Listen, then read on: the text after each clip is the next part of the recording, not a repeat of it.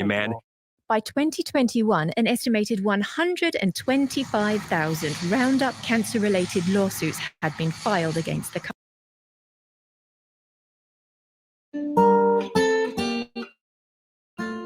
Roundup is the most widely used pesticide in history. Since 1975, Monsanto has sold this herbicide as safe for humans. It was not until 2015 that the World Health Organization publicly declared glyphosate the primary ingredient in Roundup as a probable human carcinogen. It's purely a scientific evaluation that it can cause cancer, probably carcinogenic in humans. This morning, fallout from a monumental verdict. A jury in San Francisco found biochemical giant Monsanto liable for former school groundskeeper Dwayne Johnson's cancer, awarding $289 million in damages. For 70-year-old Edwin Hardiman, vindication. A San Francisco jury awarded $80 million to the California man. By 2021, an estimated 125,000 Roundup cancer-related lawsuits had been filed against the company. But glyphosate also has a negative impact on soil organic matter, according to plant pathologist Dr. Don Huber, who has studied the chemical since the 1970s. Glyphosate is probably the most chronically toxic chemicals we have ever had in our environment. Monsanto patented glyphosate as a herbicide in 1974, but the chemical carries two additional patents, both that negatively impact soil health over time. Glyphosate was first patented in 1964 as a chelating agent. A chelator binds to metal ions and breaks them down. Glyphosate was initially used to clear boiler pipes of mineral buildup. The chemical's third patent by Monsanto is as an antibiotic. In 1995, Monsanto was ready to commercialize the Roundup Ready plants. These were genetically engineered plants. You could spray with Roundup and they would survive and everything else was killed. Simplified weed control dramatically from a farmer standpoint. In the genetically engineered plant, when you apply the glyphosate to it, 80% stays in the plant for as long as the plant's alive. The 20% that moves out of the root system into the soil, it's a very powerful chelator for any positively charged element, nutrient. It's also a very powerful antibiotic. According to Dr. Huber, after years of applying glyphosate to a field, the chelating effect breaks down important soil mineral nutrients needed to produce a healthy plant. The antibiotic effect depletes soil microbiology, reducing its ability to retain water and sequester carbon. As a result, more than 40 plant diseases thought to have disappeared have re-emerged, such as Goss's wilt, seen here in this Iowa cornfield. A little dark flecking in the lesion, and that's from your Goss's again also.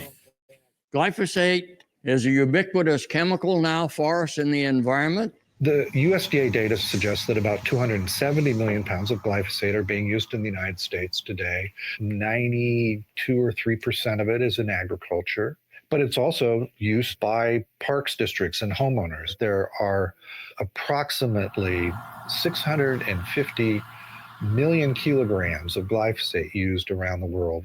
There's no pesticide in history that has been used remotely closely to that.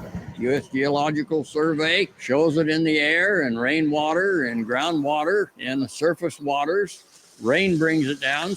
It also gets into the water from runoff off of fields. Sediment moves, it's going to move chelated glyphosate with it.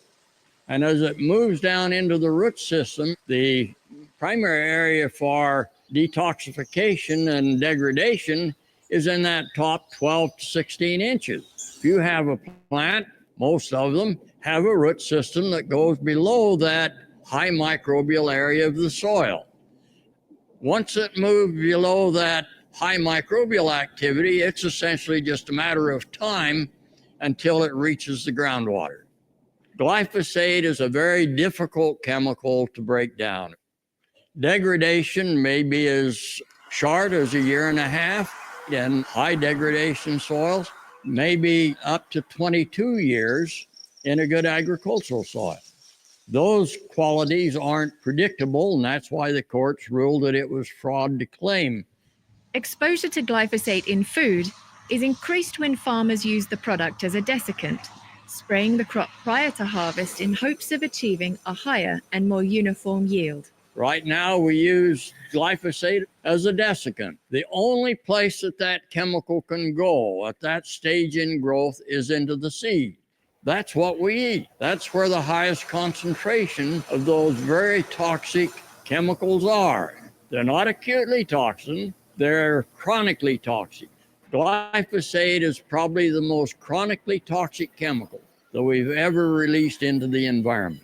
In 2013, independent scientists at MIT, Anthony Samsel and Stephanie Seneff, released a study on glyphosate's long-term antibiotic and chelating effects on the human microbiome.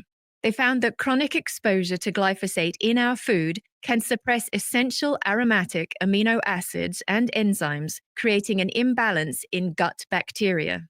So when the bacteria in the gut start to go bad and your immune system begins to falter, now all of a sudden you begin to respond to this faltering immune system by releasing chemicals that start long-term low-level inflammation. Inflammation is the precursor to all kinds of long-term diseases, atherosclerosis, type 2 diabetes. You look at autism, a Parkinson's disease, an inflammatory bowel, a leaky gut, Crohn's disease, or celiac disease, and again, a number of other diseases that have a direct tie with a proper functioning GI tract. An imbalance in the human microbiome can also result in the loss of important hormonal functions. It's sort of like a triangle. The immune system and the endocrine system and the nervous system all are interconnected. There are about at least 60 different molecules that are used as communication between all three of those systems. It was obvious that this neurological endocrine immune connection was being impacted by exposure at very low levels to pesticides and even to nitrate. Glyphosate is definitely an endocrine disruptor for fetal development for 3 to 6 months. Any concentration of an endocrine hormone disruptor is detrimental to development of fetal tissue.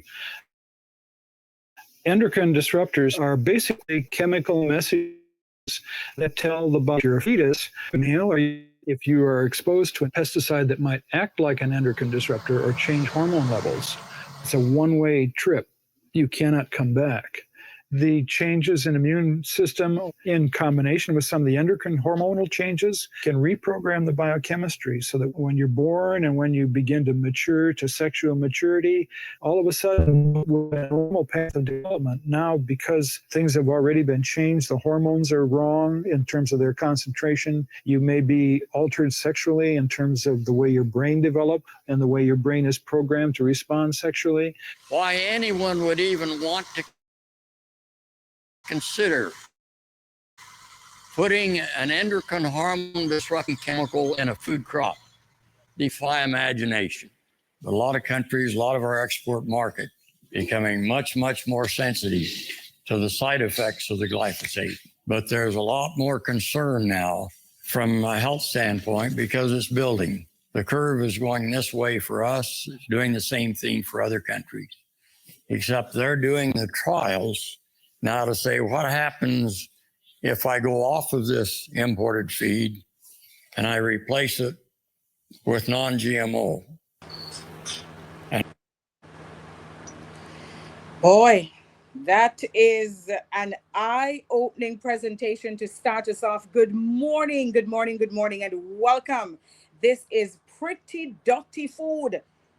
You have to agree, it's a pretty cool name for a conference of this nature. We're discussing some serious issues this morning. My name is Althea McKenzie, and I welcome you to this very important webinar focused on pesticide residue in our food and what it can do to us as human beings.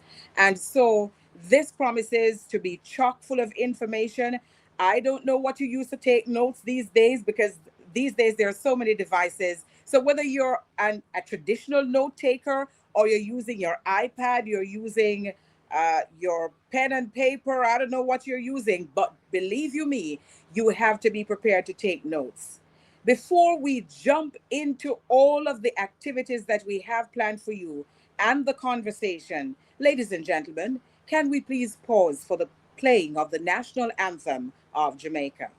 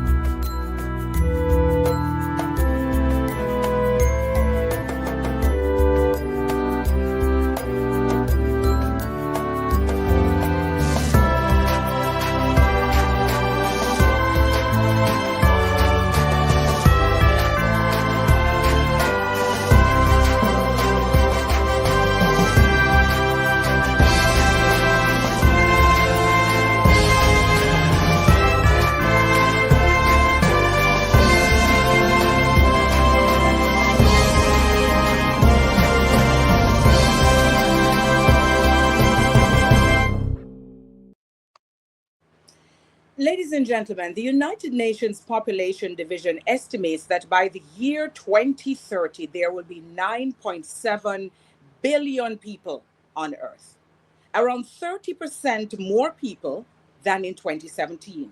Nearly all of this population growth will occur in developing countries, countries like ours, countries like those in the Caribbean region. The Food and Agriculture Organization of the United Nations, FAO, estimates that in developing countries, 80% of the increase in food production needed to keep pace with the population growth is projected to come from either increases in yields and or the number of times each year that crops can be grown on the same land. What they're saying is that we need to be growing more food, or we're going to have to be producing more food in order to feed the burgeoning population. Now, only 20% of extra food production is expected to result from an expansion of farming land. Pesticides can prevent large crop losses and will therefore continue to play a role in agriculture. However, the effects of exposure to pesticides on humans and the environment are a continuing concern.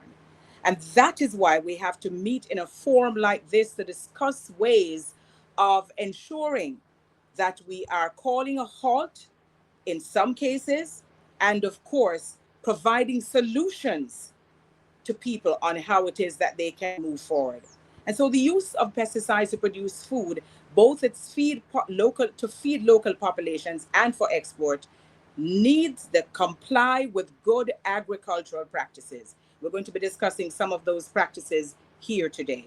But mine is not the task to provide the formal welcome. That is the job of Janice Dehaney. She is board chair. She started her professional career in the allied healthcare field, donning a lab coat, sitting behind a microscope and interacting with body fluids.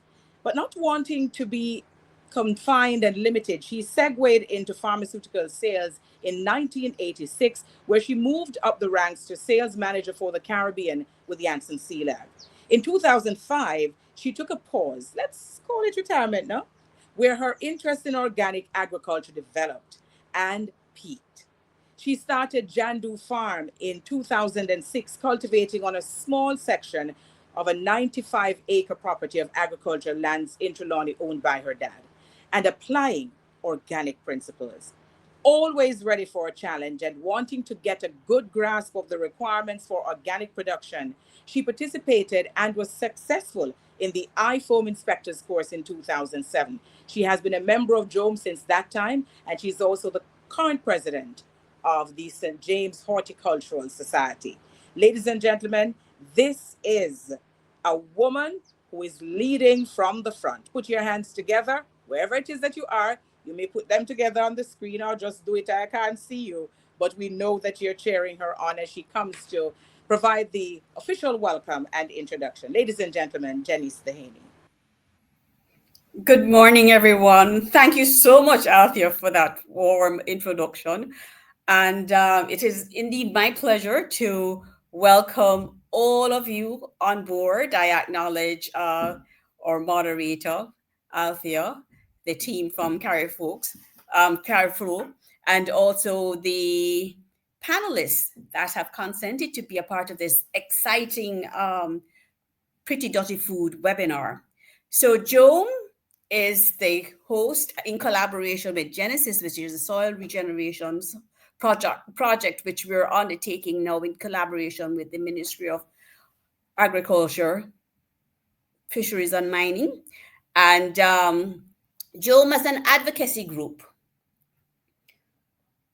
always is concerned with regards to all things organic in Jamaica. And clean food is one of the things that we are really very mindful of. And we've always been concerned about the quality of the food that we're consuming and the levels of pesticides, as well as whether or not it's nutritionally dense. And so we thought it very, very opportune to dovetail on all the work that we've been doing. We're in phase 2 of the Genesis project. And we thought it was just the right time to highlight the importance of clean food and the impact that pesticides have been having on our food production and consumption in Jamaica. Our vision at Joam, which is the Jamaica Organic Agriculture Movement, is brand organic Jamaica, utilizing regenerative agricultural practices towards sustaining healthy families, communities. And so it's right, or mandate, as part of what it is that we're doing. Joam started 3 years ago interesting conference called Farming as a Business. And so this year, we thought we could make connections from farm to fork. And we are using this opportunity, bringing in some persons who are very involved with food consumption and food preparation, like the likes of Chef Brian Lumley, Liz Soames, Christopher Binns, to kind of stimulate the interest. I acknowledge also our main presenter, who will have the data and all that we need to know, especially about our local setting, Dr. Dwight Robinson, who is the head of the Pesticide Control Authority in Jamaica. And so we acknowledge Dr. Dwight Robinson, as well as the rest of the panelists. So we want you to be involved, stay tuned, participate as best as you can, because this Pretty Dutty Food, pesticide residue in our food, is going to be an eye-opening presentation, and it's going to be triggering and stimulating a lot of discussion with regards to what we are doing and how we move it forward. So at this time, I'd like to invite project lead, Mrs. Nicola Shirley Phillips, I'll hand over to her, and she'll continue with regards to the Genesis project. Thank you so much. Thanks, Janice. I really appreciate the introduction, and just saying welcome to everyone that has decided to join us today. I'm so excited to see so many people that have registered. I think we have over 300 people, probably up to 400 people that should be on this call. This subject matter is so important. I wanted to come on and talk a little bit about the Genesis project, but also talk about why we came up with Pretty Dutty Food. So the Genesis project, as Janice mentioned, we're going around the island. We're partnering with the Ministry of Agriculture to go and look at soil health and give strategies that will be able to help our farmers to reduce and also, even not use some of the fertilizers and chemicals that they've been using, because we actually in the organic movement have the strategies and very old practices that have worked and actually work across the world in terms of compost and biochar and effective microorganisms. We have 11 different strategies that we brought to the ministry and said, if we do this, we can reduce the use of these pesticides and these fungicides and these herbicides and all the fertilizers that we're using. Because what's been happening over the years, we've been really damaging our soils. And part of it is because of the culture that we've kind of grew up in, right? We grew up in a very extraction farming methodology from slavery days when we don't really care. We're just kind of growing things to export, not thinking about the soils that we're using and are we regenerating those soils. And we've come to a point where we are today when our soils are really damaged, right? And so how do we go now to restore those soils? Because we live on this island and we want to be able to, give something to our next generation. And also the soils are becoming so toxic that they're actually really impacting all the water and our lives as well. And we see that. And I think if we, with the number of people that are on this call, if you could probably, if there was a way to put your hand up, how many people do you know that is suffering from some kind of cancer? They're probably, almost everybody in the room would probably have their hand up. I've been seeing recent people that are exiting, transitioning, dying because of something in their system is off, right? And so as we go around the island, what was happening, we would look for demonstration sites in different parishes. And I have to tell you that being out there in the field, meeting different farmers, I got pretty depressed, because what I saw was a lot of chemical farming, and our farmers really don't know anything about compost, and just the not just the use, but the overuse of it. Because most of the people that get some of these chemicals, we know in Jamaica we don't measure, right? We don't have no measuring cup, no measuring spoon come with this thing. So if we're going to use some, we're going to use a little extra, right, to just make it even better. And then sometimes we're even using things like tick wash and those things on plants because we want to see no bug bites, right? And we feel that shows that the food is, we don't have any crop loss or anything like that. So we're using very, very heavy usage or the incorrect things on some of the plants that we're using, that we're growing. And so that has a long-term effect on not just the fact that the person who's a spray person, but also the people who are going to be consuming it. So Pretty Dutty Food kind of came about with a conversation with Chef Lumsey and myself at the Organic Farmers Market at Ujima, which happens every Saturday at Hope Gardens.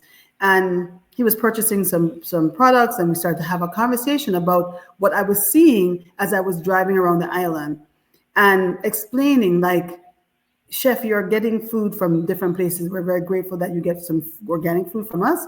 But a lot of chefs across the island and cook shops, everybody, they're using cabbage, they're using different vegetables, they're using tomatoes, they're using onions, using all this stuff. Do you understand what it means to spray a lot of these chemicals? And then you're now making the food, but it looks pretty, but it's really a toxic mess. And so really going through that conversation about how food grows and what it means when we consume it and how our bodies are reacting. And so there's a responsibility and a partnership with the farmer and the chef, right? And the more that our farmers understand and the more of our consumers and chefs understand, it's a better way for us to be able to bridge that gap, to understand that farmers are, for us, if food is your medicine, the farmer is a doctor. And the chef, you're the pharmacist, because you're putting these ingredients together, because every plant is almost plant medicine. So if you put these combinations together, they may look pretty on the plate, but are you actually harming your very customers that you're supposed to be serving? So that's how Pretty Dutty Food came about. And I just wanted people to kind of understand where we're going with this and understand the responsibility of, we're not going to do a blame game because we all got kind of bamboozled into this, but we all individually have a responsibility for ourselves and our family. Each day, what are we consuming? And asking that question from the supermarkets or the grocer or your farmer, how are you growing this crop? What are you using? And for us who are in the industry to start to offer other alternatives, because whatever you're finding in a synthetic way there's also organic solutions. So we're here to share that with you and to look at it. So let's have a conversation about what's actually happening in our own backyard. Thank you so much for joining us, and I hope that this will be an enlightening and eye-opening discussion. And just remember that Joam is here. We are doing this work across the island. We have about 2 more years of doing this training. If you have any interest, do contact us. Big thank you to Nicola Shirley Phillips. And let me tell you something, Nicola, there was so much excitement in terms of this conference. I got so many calls. Clearly, you're all out in the field doing a significant amount of work, helping people to understand that you are going to be on with this today. And of course, just preparing yourselves to share the information. But it is very important work that Joam is doing. And significantly, the Joam Genesis project is focused not just on those farmers who are already growing organically, but it really is a project that is designed for all farmers, whether they're conventional or organic. And I think it is making a world of difference. And ladies and gentlemen, just a little bit about Nicola. She is described as an ambassador for the natural world. She's into permaculture, regenerative organic farming. She's a consultant of that. She is into community and economic development. And her work, she says, is really designed to reconnect us to what ultimately surrounds us, the earth beneath our feet. And so when you hear about the work being done in the organic community, invariably her name is going to come up. Thank you so very much for that. Ladies and gentlemen, we're moving along because we want to ensure that we get to the meat of the matter and that we're able to have robust conversation with each other between now and when we end at midday. If you're just joining us, if you're just coming onto the platform, we welcome you to Pretty Dutty Food. We're going to have some serious conversation. We're talking about pesticides and how it is that it impacts our food and what, if anything, we can do about it. We're moving now to Liz Soames for comment. Liz Soames has lived and worked in Jamaica for 20 years. As a farmer, she cultivates specialty organic produce in the breadbasket parish of St. Elizabeth. As a sustainable agricultural and culinary consultant, she has completed successful projects at private coastal villas, hotels, and small farms. Liz has also worked for NGOs that focus on sustainable agriculture, establishing one of the first organic farming cooperatives in the Caribbean, in addition to starting the region's first farm-to-table dinner series. Currently, she's working on a groundbreaking pesticide residue project as part of a partnership with both private, public, and academic entities in Jamaica. As of 2022, she has been splitting her time between Jamaica and New Orleans in the USA, where she lives with her husband and daughter. Ladies and gentlemen, please welcome Liz Soames.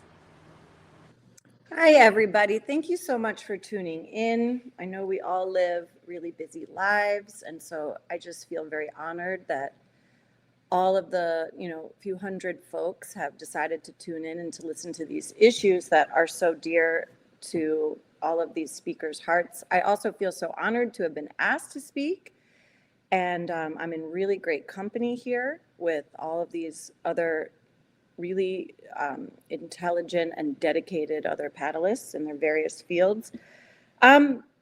I actually wanted to take my time that's been allotted to me to kind of talk about my journey in this field and how it kind of reflects a little bit of the journey of agriculture itself in Jamaica and worldwide, because I do believe like the personal is also the political, the personal is also the global. So just gonna kind of take my time here to speak about my personal journey in this realm. So I was a very idealistic person in my early 20s when I first moved to Jamaica from the US. I was awarded a grant that sent me to the island to establish one of the first or the first organic farmers cooperatives in Jamaica. And the grant funded me to do this work for 2 years. And I focused on St. Elizabeth, primarily because St. Elizabeth, as many of you know, produces about 80% of the island's domestic vegetable production. And as such, it's kind of not only just the breadbasket of Jamaica, but it's a bit of a hotbed for pesticide use, heavy pesticide use. And the project, starting an organic agriculture project in that area, would be similar to trying to do something like that in the Iowa of the United States. Meaning that in a place like Iowa here in the US, it's a very heavily agriculturally produced area with a lot of chemical inputs. And so I kind of just jumped right into the fire. And one of the methodologies that I used was to kind of go for low-hanging fruit. We have a large Seventh-day Adventist population, Rastafarian population. These are folks who already were feeling very strongly about growing things naturally, about using older methods of organic agriculture that perhaps their grandparents and parents had been using. So my training focused on folks who were already converted, so to speak, and going out into the field and doing trainings with small farmers that were not necessarily inclined in that way was more difficult, but with a lot of time and patience. At one point, I was able to organize, I think it was about 5 farms. One of those farms was actually the site for what Althea had mentioned, which was the first farm to table experience in Jamaica and in the Caribbean, actually. The farm was the site of one of my trainings. It had switched over to organic agriculture, and then was an incredible experience for tourists and locals alike to come to and sit in the field and dine and hear about this farmer's particular journey, switching over to organic.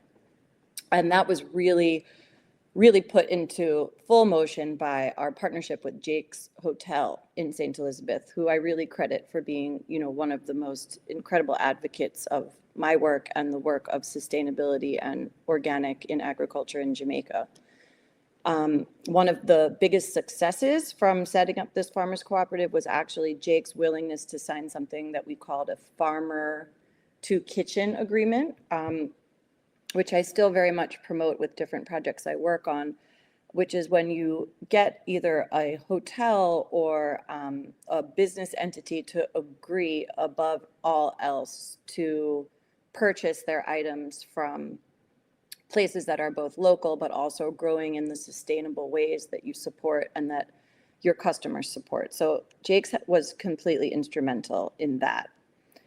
However, going back to this sort of journey portion, that was in many ways a very small effort that I was able to make because it was really just me, and I was funded by one foundation, and I was able to help convert and transition folks over to 100% organic on a small scale. And I guess we can all relate to the fact that as we get older, we become perhaps a little less idealistic and a little bit more realistic.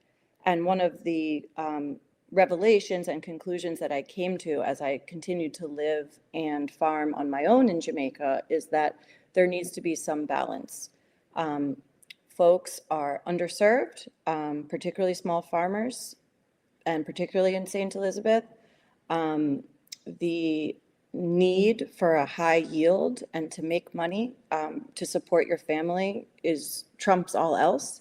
And so, my mind really went to how do we balance between being 100% organic, fully idealistic, to maybe a way that is more integrated, that can really work with the way that people need to make money and work with the way that people need to live, and also literacy levels, all of these different complex factors that play into how one farms in order to make a living and to put food on the table of your family. So along that journey, I was always in partnership and felt very supported by Minister Tufton, who at the time when I moved to Jamaica was Minister of Agriculture, and then, as we know, has become Minister of Health. We had a really kind of poignant meeting right before the pandemic where basically he said to me, we just need the data. We need a great white paper that essentially says what is going on with pesticide and pesticide residue in this country, and how can we get that data, very expertly pulled together so that we can affect change on the legislative level. So that's a 20-year journey, right? Going from kind of piece by piece, one-on-one training, very idealistic, to now here in my mid-40s, putting together a coalition, which we called the Coalition of Concerned Citizens, working with private entities such as Wincinco, Sandals Foundation. Here's where I'm going to start messing up and forgetting my sponsors, but also public, the government of Jamaica, to work together to come up with a partnership that would fund this groundbreaking study, which Althea spoke about in my bio. And the American, the AFJ, also giant sponsors. Thank you to Wendy Hart. So basically, we were funded for 2 years. The study is going to be wrapping up fairly shortly, to really go out in the field, much like Nicola has done, and to do pesticide residue testing with very specific tests, and to take samples from different parishes and different regions and different farmers to really get the hard data. When the study is finished, we will have what I said before, like a white paper to present that these are the actual facts. And then with those facts, we'll be able hopefully to make a legislative change, which would either prevent certain chemicals from being even let into the island as an extreme, and then a little bit more of a balanced and enforceable means for farmers and the folks that sell these chemicals to do it in the right way, in the prescribed way. Because as Nicola said, we don't measure in Jamaica, we just kind of put a cocktail together of something that might be highly toxic. So it's not necessarily about disuse, it's about misuse oftentimes. And so that's really been, I feel like, the culmination of my career in Jamaica. It's taken me from a young idealistic person training farmers in organic, my husband and I having our own organic farm, and then moving into, as Althea said, consulting with hotels for really my job, villas, small farms in transitioning to organic, as well as developing really interesting food and beverage programs around organic, for example, the farm to table experience at Jake's, to then really being on the policy side of things, as I am right now. So I hope that is an inspiration for folks. Really, it's about persistence and patience. I think that's one of the things that living in Jamaica has taught me the most, is that if you buck up against a wall, you figure out how to get over that wall and keep going. And so I share that as probably the cornerstone of my journey in Jamaica. And that's really where I am now with this project. And I do believe the next speaker is Dr. Robinson, who has been my rock and really very much my co-lead and just a tremendous colleague on this pesticide residue project. We were recently, a few weeks ago, or was it a few months ago, in the field together in St. Elizabeth, and it's a pleasure to work with him and the rest of the folks on our steering committee. And if anybody has any questions or wants to participate or even donate to some of the final costs of this project, I am all ears. So thank you so much, everybody, for attending. Thank you so very much, Liz. I had conversation with a farmer from St. Elizabeth this morning, and he was talking about the challenges that the farmers in the parish, they would have faced in 2024. But what is amazing is that he, like other farmers, they're a very resilient bunch. They're like the phoenix rising from the ashes. And clearly a project like yours is designed to help to assist farmers to have the best possible outcome. And of course, you along the way, you're teaching them these new techniques that many of them will be using as they head into the future. Thank you so very much once again. And you're perfectly correct. Our next speaker is Dr. Dwight Robinson. He's a senior lecturer and former head of the Department of Life Sciences, the Faculty of Science and Technology at the University of the West Indies Mona campus. He holds a BSc in chemistry and a PhD in entomology. So he understands a thing or two about insects. He specializes in the ecology and management of arthropod pests and the fate and management of pesticides in tropical island ecosystems. Over the last 34 years, he has been involved in research related to the monitoring and fate of pesticides in the Jamaican environment. Dr. Robinson is a member of the board of directors of the Caribbean Academy of Science, Jamaica chapter, and chairman of the Pesticides Control Authority's Pesticides Review Committee.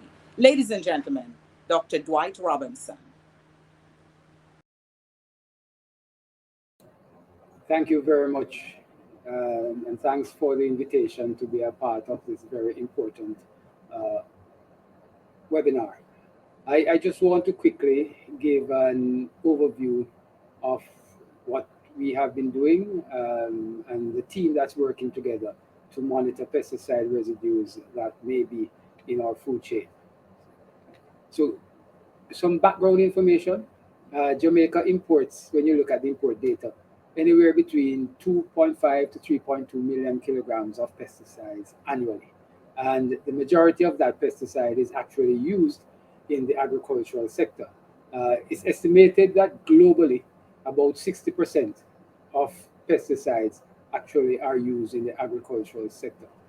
Now, if you take a look at the amount of pesticides used per capita globally, is 0.07 kilograms per capita. However, the data in Jamaica suggests that our per capita use is 0.6 kilograms. Now that's almost 10 times the global load. So you can see, or you may conclude from this, that Jamaica has too healthy an appetite for pesticides. Now, the big problem with that is that a lot of these pesticides are what we refer to as highly hazardous pesticides. In short, we call them HHPs. And while there has been a good move for many years to move us away from highly hazardous pesticides, the move has been a little bit too slow. Now, when we talk about HHPs, we're talking about those pesticides that are highly hazardous. They persist in the environment for a long time, and they usually cause serious environmental and health concerns for the population. And you can see the list of highly hazardous pesticides by going to Pan International and taking a look at it. There's no secret there as to what they are. So with that kind of concern about the amount of pesticides that come into Jamaica, this study was developed to assess the pattern and use of agricultural pesticides and their residues in the Jamaican environment. And just to show you, there are a whole lot of persons collaborating on it. I won't call them out individually, but you can see this there, because there's this general concern that pesticides are not being used in a way that protects the health of the population and the environment. Now, this project was to determine the pattern and level of use of the residues of agricultural pesticides that were imported in Jamaica. And I just want to quickly give you a little snapshot of some of the things that we learned, minus some of the details, as it's not for me to release the full details. So pesticide formulations, we looked at the importation of pesticides up to 2021. That's the data that was available. And you can see Jamaica is importing over 600 formulations of pesticides each year. That's a whole lot of pesticides. And when you look at it, over 40% of those that were imported were listed for use in the agricultural sector. So as you can see, the agricultural sector is utilizing the lion's share of the pesticide that's imported.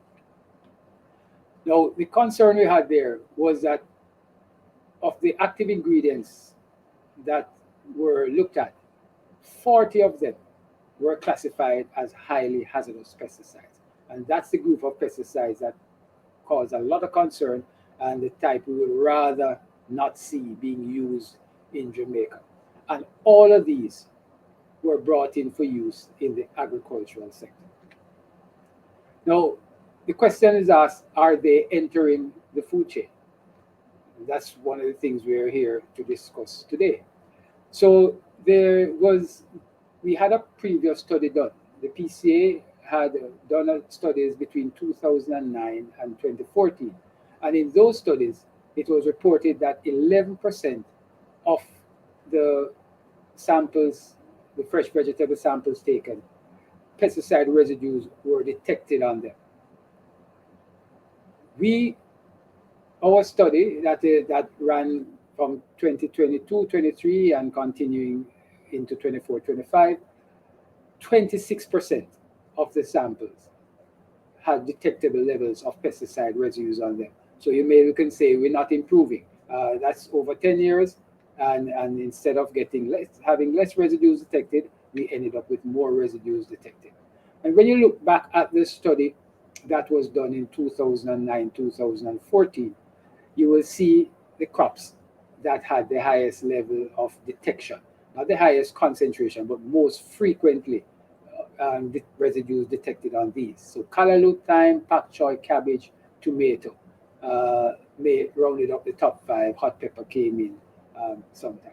So you want to look to see what is happening in terms of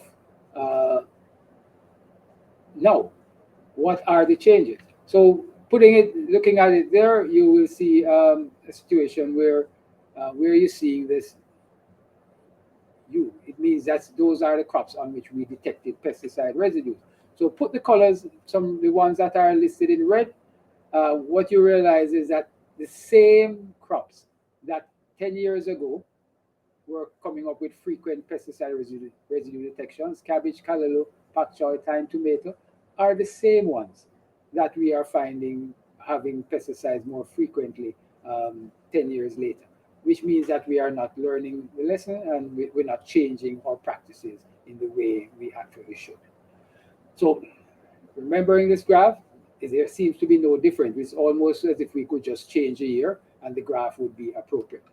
Now, people may always want to find what pesticides are entering. Are the highly hazardous pesticides the ones that are entering the food chain, that are creating potential problems? And so this is a quick list of some of the things that have been found in both years. And again, if you look at it, the ones that have been lightened there are a whole list that it looks too similar to what we were seeing 10 years ago. And it suggests that we are not changing the practice. And these that are highlighted here are highly hazardous pesticides. Now, what we do, how we deal with it, that's for discussions and for us to move forward. So having shared this information, again, I ask the question, are HHPs impacting our food chain? And I think that is what we will be discussing as we go forward for today and hopefully in the future as we work towards a solution for what this problem that we may be having. Thank you very much. Thank you so very much, Dr. Robinson. That is a lot of very frightening information you have shared there. When we think about the amount of pesticides that we are importing into the country each year. But of course, the role of the Pesticides Control Authority is to provide the information so that people can understand what is going on and how it is that they can use pesticides safely, if at all. I do notice, was it Nicola who mentioned the measurement? I know someone mentioned measurements a little bit earlier on.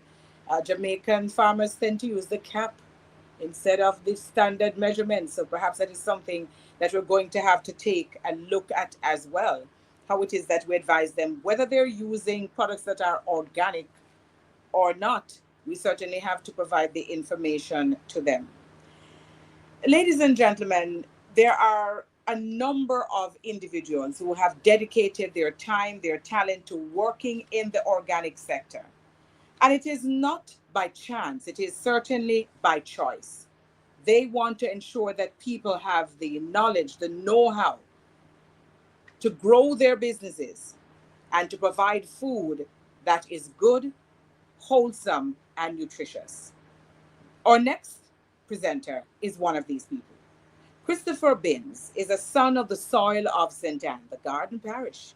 He emigrated to Canada as a child. He earned a bachelor's degree in political science from the University of Toronto and worked for a number of years in both the restaurant and health services industry, where he became even more aware of the vital connection between food and health.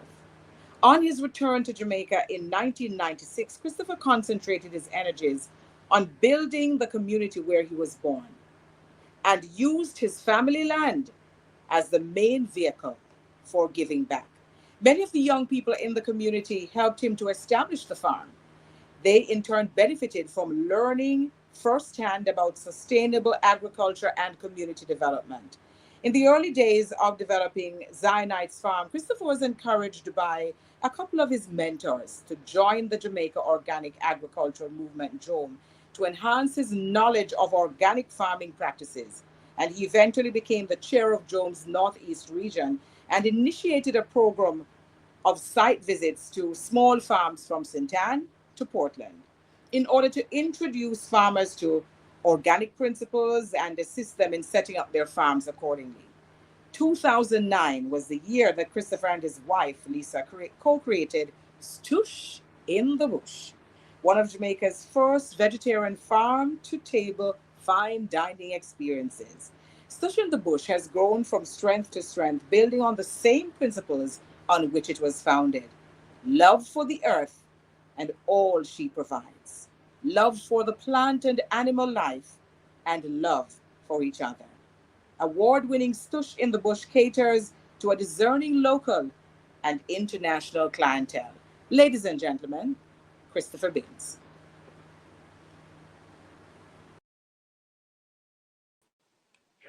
Greetings and salutations to everyone. It is a pleasure to be online with the concerned community about, what's happening with our food. Respects to Joam for always being the flag bearer for organic in Jamaica, and all of the individuals that come together to really make it happen. Joam is a volunteer organization, which really speaks to people that have integrity about what's going on with our food. So I'm here primarily to present a food perspective, because that's what we're all into. We're into this food thing. And as I listen to Liz, Dr. Robinson, Nicola, and all the people that have spoke so far, one of the things that keeps resonating in my mind is that as individuals, we can only do so much. We can do a lot. There's this quote by Margaret Mead about, it takes individuals to really move the dial. And it's always a small group of committed individuals that have made some of the greatest changes in the world. So that's what we're attempting to do with Joam and Project Genesis especially. Genesis, the name came up when we were discussing this project that I've been in love with from day one, because it's connected to a lot of the things that I hold dear. And it stands for the Jamaica Environmental Regenerative System. And the reason why I chose system on the end is because as we're going forward with trying to clean up the dirty food, one of the main things that we have to look at is that it's a systematic approach. And this system begins by looking at, why do we have this abundance of all of these chemicals in our food system in the first place? So whenever I hear the word side, whether it be pesticides, herbicides, because we're really talking about pesticides. I hear that word thrown around a lot since we're talking, but there's a lot more than just the pesticides. You have herbicide, you have fungicide, you have insecticide, you have silicide, you have selective herbicides. But anytime I hear the suffix side, it brings me back to the main issue that I have with the current system that we have is that side, if you take it a little further, you're going to talk about genocide, homicide, infanticide. It always refers to death. And the idea that our food system, which is supposed to provide us with life, has been overtaken by chemicals that are made to kill is alarming and also very much something that boggles the mind. But it brings us to what the main issue with this thing is, that as we try to approach, changing the way that we look at our food system, changing the model, changing the paradigm, we have to look first at policy. The policies that we have in this country that allow these chemicals to come in, that actually encourage these chemicals to come in. So if I'm buying a seed, for instance, and let's start with the seed, one of the main issues that we have with going organic in Jamaica is that you cannot buy organic seeds nowhere on the island of Jamaica. And the policy that's set up is actually set up to be prohibitive to bringing in organic seeds. So if I want to bring in an organic seed, I have to get a phytosanitary certificate. And what's happening at plant quarantine is that whatever policy that they have, wherever it came from, means that it's easier to bring in seeds that have been inoculated with with all these different things like pesticides, like things that they spray on the seed to prevent insecticides. You ever get a carrot seed that's supposed to be kind of a gray color, and all of a sudden it's bright orange? It's because it's been covered in an insecticide. So if I try to bring in an organic seed, they end up being held at plant quarantine because they're not covered in this pesticide. So I'm thinking, okay, one, there's a need to prevent the introduction of seed-based pathogens into our agricultural system. True. So we have to prevent that. We also prevent seeds might also bring insect seeds, like you bring in a certain type of seed, and on that seed is some sort of pathogen that's now going to destroy our food environment. So yes, we have to protect our food environment. But how does making it easier to bring in a poison seed versus to bring in a non-poisonous seed become something that enables our organic farmers? There's no availability of organic fertilizers on the island as well. So if you're going to be getting organic inputs to boost your soil fertility, you're really left hands up. You don't have it. It's not there. So you don't have organic seeds. You don't have organic soil enhancers. You don't have organic anything. We don't have an organic sector that is codified into our policies so that farmers that claim to be organic or growing organic have a set of guidelines that guide them to getting to becoming organic. And even the very word organic, we have a lot of difficulty with that over the years, because when I first started to farming, a lot of the farmers that I talked to, number one, they told me flat out, you can't grow food without pesticides. You can't grow food without synthetic fertilizer. You just not go get nothing out of your crop. You can grow a little bit for yourself, but to take it to a commercial way, it was like they thought I was mad. I was crazy. There was nothing going to come out of what I was doing. Give thanks, over 27 years later, we have totally shown people that, yes, you can grow food organic, and you can also grow it in such a way that you're economically viable, because that is the key for anything that we're doing with agriculture. And I heard it mentioned earlier in that if you're telling people, okay, phase out the pesticides, fungicides, the herbicides, the insecticides, the psilocybin, all of the death, take them out of our food system. What happens now if I'm farming and I have an infestation of caterpillars, moths, stink bug, whatever, a virus, anything that's going to happen? How do we now treat those things so that I don't lose my crop? So it reminds me of a time early out when we were growing up here, I was one of those almost organic people. So we didn't use the fertilizers, we didn't use the pesticides. We were still buying local seeds, and we did a crop of broccoli. And beautiful, this broccoli came up. We had about an acre spread out all over the farm, and they were doing wonderful, green and pretty. We weren't adding any fertilizers. We were using natural ways of trying to improve our soil fertility. And about 3/4 to the crop, when the broccoli just started to flower, the broccoli started to turn black from the inside. And we panicked. We were like, oh, this is bad. What are we going to do about this? And somebody suggested that we use a pesticide, or I think it was something to do with the fungus. It was a fungicide. So I was like, no, I don't want to do this. And then at the same time, I don't want to lose this crop of broccoli because we've put so much effort into it. It looks so good, and we're right at the harvest. And I broke down. I went out, somebody recommended something, put it in the knapsack sprayer, mixed it according to the regulations on the thing. And as soon as I started to spray the stuff, I felt a tingling in the back of my neck. And I was like, nah, that's enough.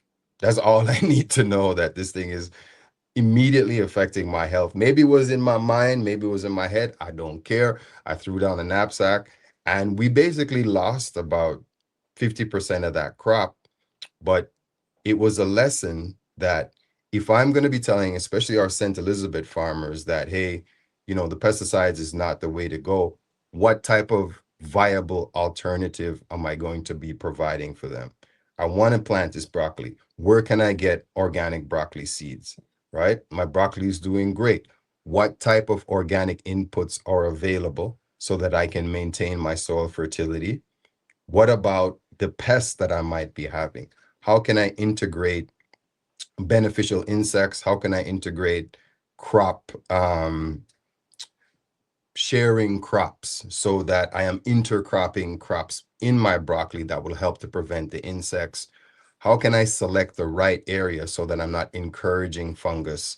And all of these things are what Project Genesis is enabling our farmers to do. Island-wide, we're going from space to space, giving farmers the know-how, the skill, the information, the support, all of these things so that they have an option, a viable option. But at the same time, if we're now trying to bring in seeds to facilitate this process, and our seeds are now being held at plant quarantine, potentially indefinitely until they spoil, and $3,000 worth of seeds that were going to be able to support our farmers are now all of a sudden can't get to the farmers because of the policies that are at plant quarantine, then how am I going to really convince farmers that this is in any way viable?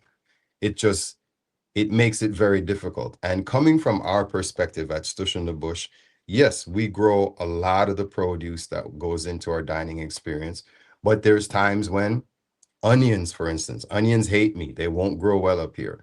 So I have to find somebody that has brought in organic onion seeds, has grown them in an organic way, and chances are that supply is limited. And when we're thinking about providing a whole agricultural sector with the tools to enable them to do this, we also have to think about scale, right? So you have our biggest industry in Jamaica is tourism. So you have a lot of these tourism interests, the hotels, the villas, the restaurants, the small producers, the agro producers, people that are making product from their produce that would love to get organic produce. But where are they going to get it from? Ujima, kudos to Nicola and the Ujima team, Source Farm Foundation, for creating this oasis of clean food. But if I came to you as the Rio or the Jamaica Grant or Bahia Principal, and I'm saying, okay, I need to stock my pantry with organic produce for the year, is that even possible? Can we provide 2 tons of organic carrots? Can we provide 2 tons of, because it's a matter of scale.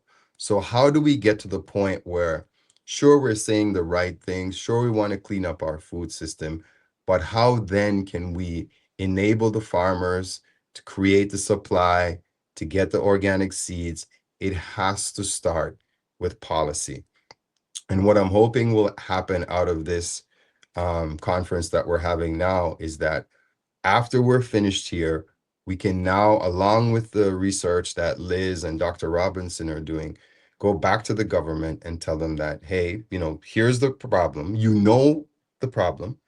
And I'm going to add another layer to this thing that's happening with America and America First and Make America Great Again, is that a lot of these things that we're depending on could at any point become so prohibitive that we can't even afford to buy all these chemicals, fertilizers, and stuff. So we have to get to a point where we're saying, yeah, Jamaica first.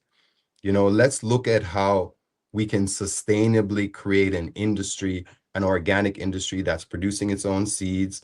We can enable farmers to increase their soil fertility. We can give them the tools that they need to help phase out these chemicals that were left over from World War I, World War II. Let's remember that. Things like Agent Orange was heavily glyphosate based. That's where it's coming from. When they tried to cut back on the ganja industry and they were spraying paraquat from the air, paraquat was used for military application. Dow was a producer of these chemicals for military purposes. And when the wars ended, they had to figure out how they could offload these chemicals. And they changed them up a little bit, made them usable for agricultural practices, and then invaded our food system with the so-called Green Revolution. The last thing I want to say is that as we go forward with what we're doing here, we need to come to some understanding that it's a two-way street. If we expect our farmers to adopt cleaner practices, then we have to have the resources for them to do that sustainably. It can't be a matter of, yes, we're growing organic, but we can't feed ourselves. It's not viable. We can't get seeds. We can't get fertilizers. All of these things that we need to really enable our food system. So it's a pleasure to be on here and look forward to, taking this thing to the next level. Thank you so very much, Chris. And boy, you have raised a number of very interesting points. I know that we're chomping at the bits to get to the question and answer section, and that will come. But in the meantime, we have one final presentation, and this one comes from Brian Lumley. An award-winning executive chef who has etched his name among Jamaica's finest culinarians. Distinguished by his trademark white jacket and black-rimmed glasses, Chef Lumley's culinary prowess goes far beyond appearances, with a rich reserve of dedication and creativity fueling his success. Renowned for his humility, warmth, and impeccable work ethic, both inside and outside the kitchen, he stands out as a respected figure in the culinary industry. From an early age, Chef Lumley displayed a creative vision and ambition to open his own restaurant, and he did. That first restaurant that he opened at just 26, 689 by Brian Lumley, did exceptionally well, but he wanted to expand his culinary horizons, and so he journeyed to far-off lands, stints in Doha, Qatar, and St. George's, Grenada, before eventually returning to his roots in Kingston, Jamaica. Ever the trailblazer, Chef Lumley collaborates with beloved brands like Maggie Jamaica, elevating their culinary profile and delighting generations of consumers with a blend of innovation and taste. There is far more to him, Chef of the Year and all sorts of other fantastic accolades, but time doesn't allow us to go through it all. Ladies and gentlemen, please make welcome Chef Brian Lumley. Thank you, Althea. What an introduction. I appreciate it. I'm very happy to be here amongst this panel of esteemed presenters. I'm looking forward to learning a lot. I always look forward to our conversations with Nicole at Ujima Farmers Market on the weekend. when I get the time to go up there. I mean, anytime I'm free, I go up there. If I'm missing, he knows that it's work that's keeping me away. Chris, it's good to see you. Big fans of the folks there, Sushi the Bush, and what they're doing. I'm very excited every time I see, any highlights of their coming up. I'm pretty embarrassed to say I have not been up there yet, but I always promise that that's going to change very, very soon. But I'm still a fan from afar. Anybody that has known me, I've been in the culinary industry for 20 years.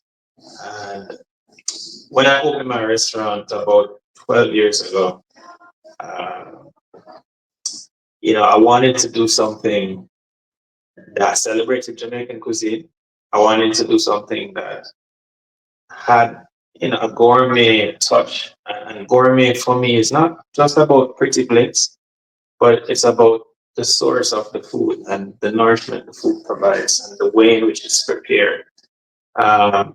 There's something when I travel and there's a craving that I develop for Jamaican food. At any point in time when I'm away for too long, as I come back to Jamaica, there's a warm aroma of rice and peas that I'm craving, or a refreshing coconut water, or I don't know, it's the oxtail, the curd goat, the salad, the vegetables, the fruit. I mean, the sweetness is just different, and I crave Jamaican products, in a way that it's just hard to describe. When I closed the restaurant 689 and went to Qatar, so before I used to suffer from sinusitis. Right, and my mom has it, my sister has it, my brother has it. And when I was going to Qatar, it was daunting on my mind because it's a desert. So I'm thinking immediately it's gonna be dust. It's gonna be, it's gonna be agitating for my sinuses. And what I discovered was, when we got there, you're indoor a lot. And then over there, you don't eat pork. So pork is banned, of course, in the country, and alcohol. And not only that, it's like they have even though they're a desert and they don't grow much, their neighbors are pretty developed. So they bring over a lot of the food from them. And a lot of the systems they have in place is organic. It's organic food. But it didn't dawn on me like where the food was coming from or how it was. I was just kind of forced to change my diet because, of course, when I was in Jamaica, in their supermarkets, it's displays of fresh seafood. The meats are halal. The vegetables are organically grown, probably in greenhouses. And and would you believe I was not troubled with sinus at all for the entire year.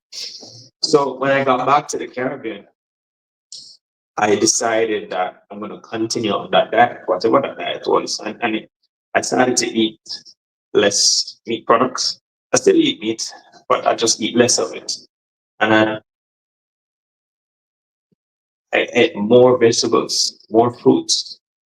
I eat a lot of, I wouldn't say I eat a lot of starch, but I love pasta.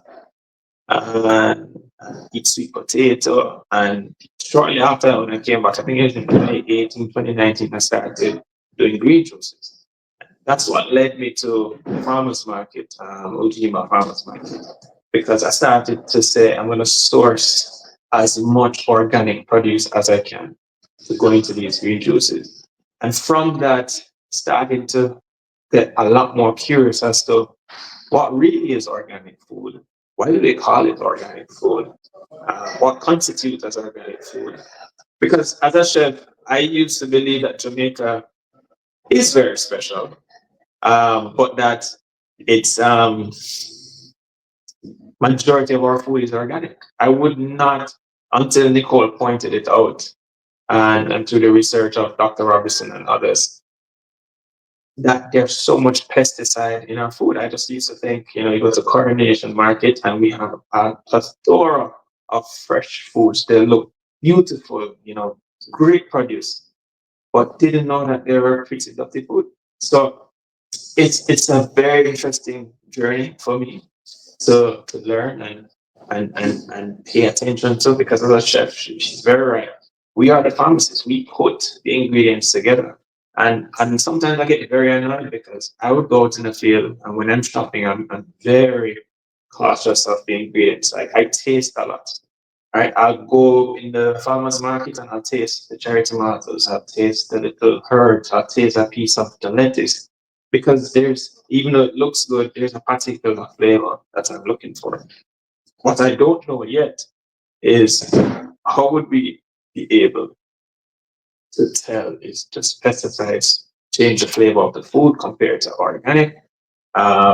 Because I have a very sensitive palate. So I can taste cucumbers, for example, and there's a bitterish taste or a watered down taste that I don't want. There's a very subtle sweetness that I'm looking for, or a crunch, a light crunch when I have a cucumber versus cherry tomatoes versus broccoli. I'll taste raw broccoli, raw cauliflower. I'll taste them all. But I just want to know, the nutrient dense and the flavor density of a particular vegetable and things that I'm putting together for, let's say, my brunch or my dinner menus, lunch menus, etc. So as a chef, those things are particularly important to me. And I'm just very happy to be a part of this community and this very important discussion, because I think the more we put it to light, these things, a lot of people keep asking, why is healthy things so expensive? And you realize that's a part of the system. It's demand and supply. And I think through these conversations, we will start to demand more of the healthier stuff. And then you can have that shift as you go along. Right. So I won't take up much of the time in the presentation. I'm just really excited to go into the discussion and the question. Yeah, that's pretty much it from me. I'm gonna leave it right here for now until we continue in this conversation. Chef Brian Lumley, thank you so very much. I tell you that the diversity in terms of the experiences of our guests today really is adding quite a bit to the conversation that we're now going to delve into, because I know this is why you came. Yes, you came for the presentations. That is the launching pad for the conversations we're going to have. But I know that you also have a myriad of questions to ask our guests. And so we're moving now into the panel discussion. So this is where now we're going to be engaging them in conversation, putting questions to them. And by the way, we're encouraging you to drop the questions in the chat. So place your questions in the chat so we can access them. Mike and the team, they will bring those questions up on screen so we can see what the questions are and, of course, get the answers. And, of course, I have a myriad of questions. I have a whole host of questions just having gone through the various presentations, and each of the presenters had brought something different to say. They brought something different to the table, but in so many ways, they're on the same page. And I want us all to be on the same page as well. So we're bringing up the panel now so we can engage them in conversation.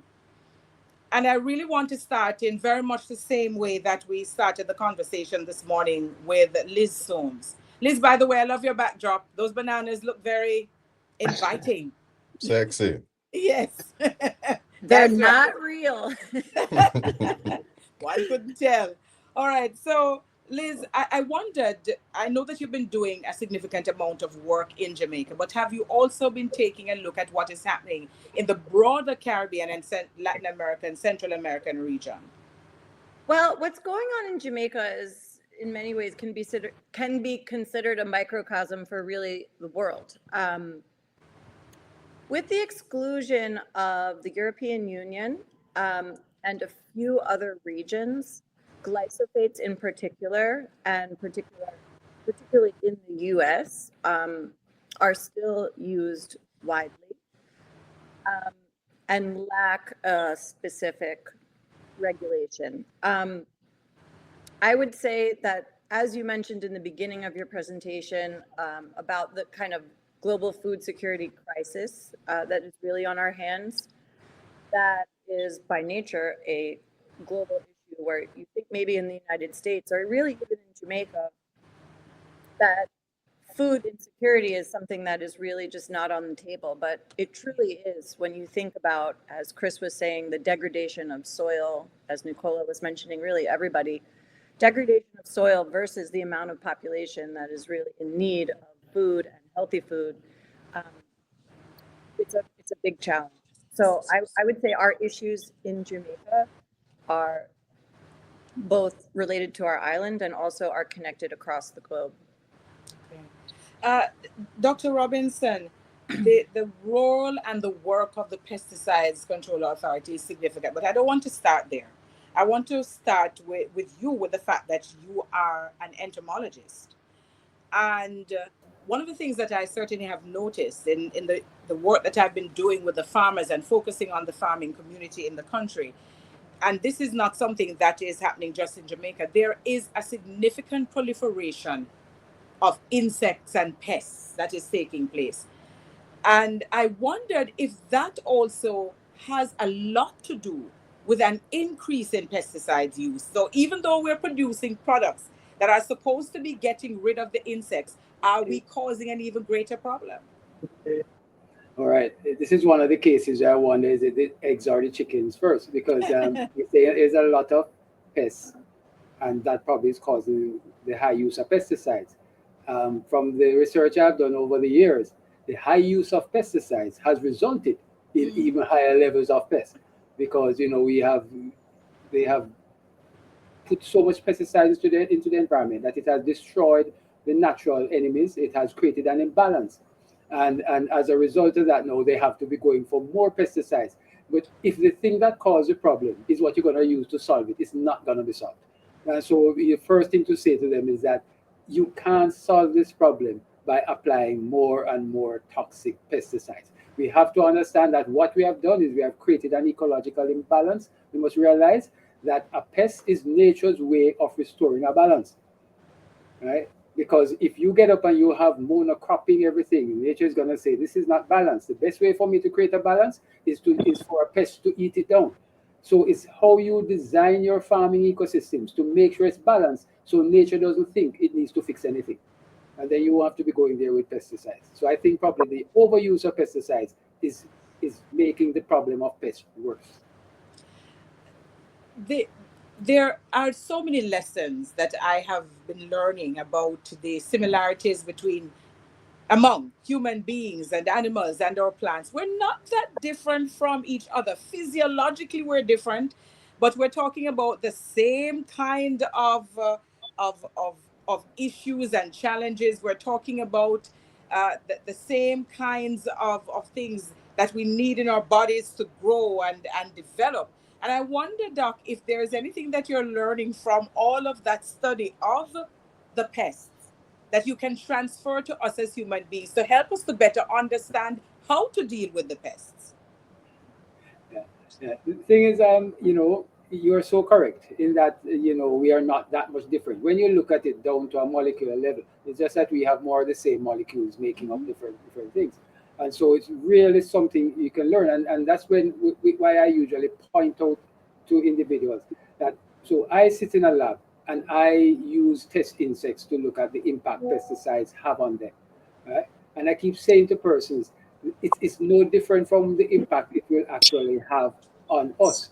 It's just that we probably need more of that amount, because we have such a larger system for it to have an impact on us. But to get persons to understand that you're right, we're not that much different. We're just a little bit more of the same thing that makes us a little bit more complicated. And when we break it down and simplify it, you just realize that it's just a matter of time before what kills an insect is going to actually kill us.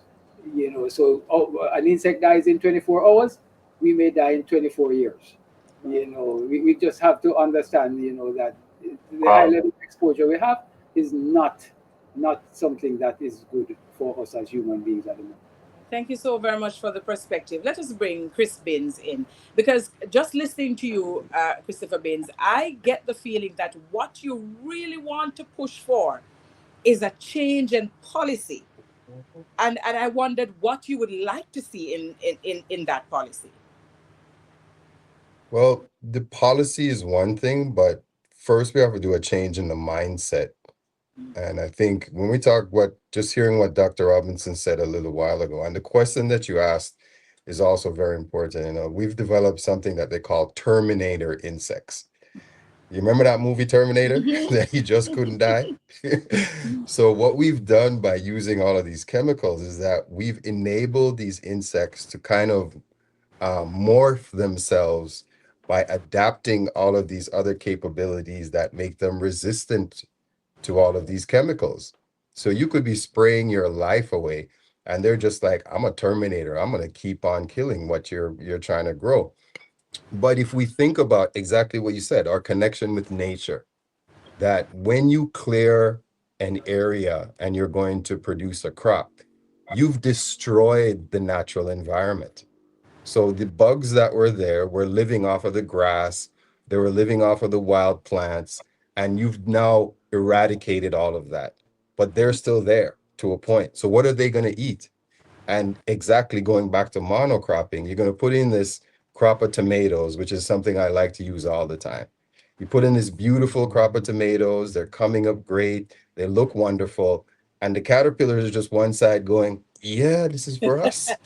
This must be for us because you've destroyed my food source, but hey, you've provided me something else that I can eat. So they're going to totally take over that crop. And if your first response is, I'm going to have to kill this insect, he's just going to be like, okay, I'm going to go through my life cycle. I'm going to maybe die, but I'm going to leave my eggs in the field. And then they're going to come up. They're going to be stronger. They're going to develop a resistance to this chemical.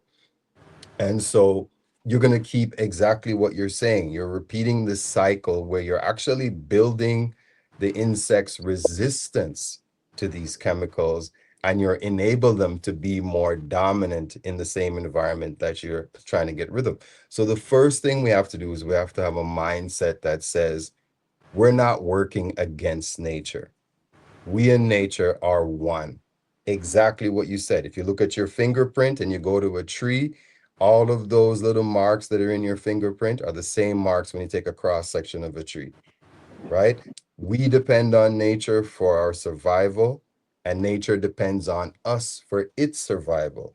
It's a symbiotic relationship that we've turned to an adversarial relationship. So the first thing is a change in the mindset. And I think if we change the mindset, then the policy would easily follow. And we would recognize that a lot of the policies that we have in place are actually contributing to the insecurity in our food system. Okay, thanks, What Chris. I would like to see first, we have to make farming sexy. You see how Chef Definitely. Brian makes chefing sexy? He's the hottest chef in the world right now. You check his page, it's just beautiful people. Check it out, his beautiful food. And because he himself is a good looking guy, he's very attractive. So people are attracted to what he does. The average age of your farmer is like 55 or 60. It's not sexy. Nobody wants to get into something that they don't see as attractive. So if we don't have a youth that is taking over the farming sector after these 50, 60-year-olds and are integrating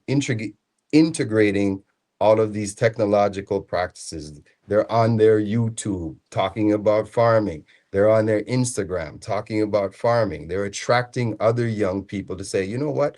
This is something, I don't have to be a DJ. I don't have to be a football player. I don't have to be a track star. I can be a sexy farmer. So we have to make farming attractive to a wider cross-section of our population, especially young people. So that is the next thing we have to have. We have to make farming sexy again.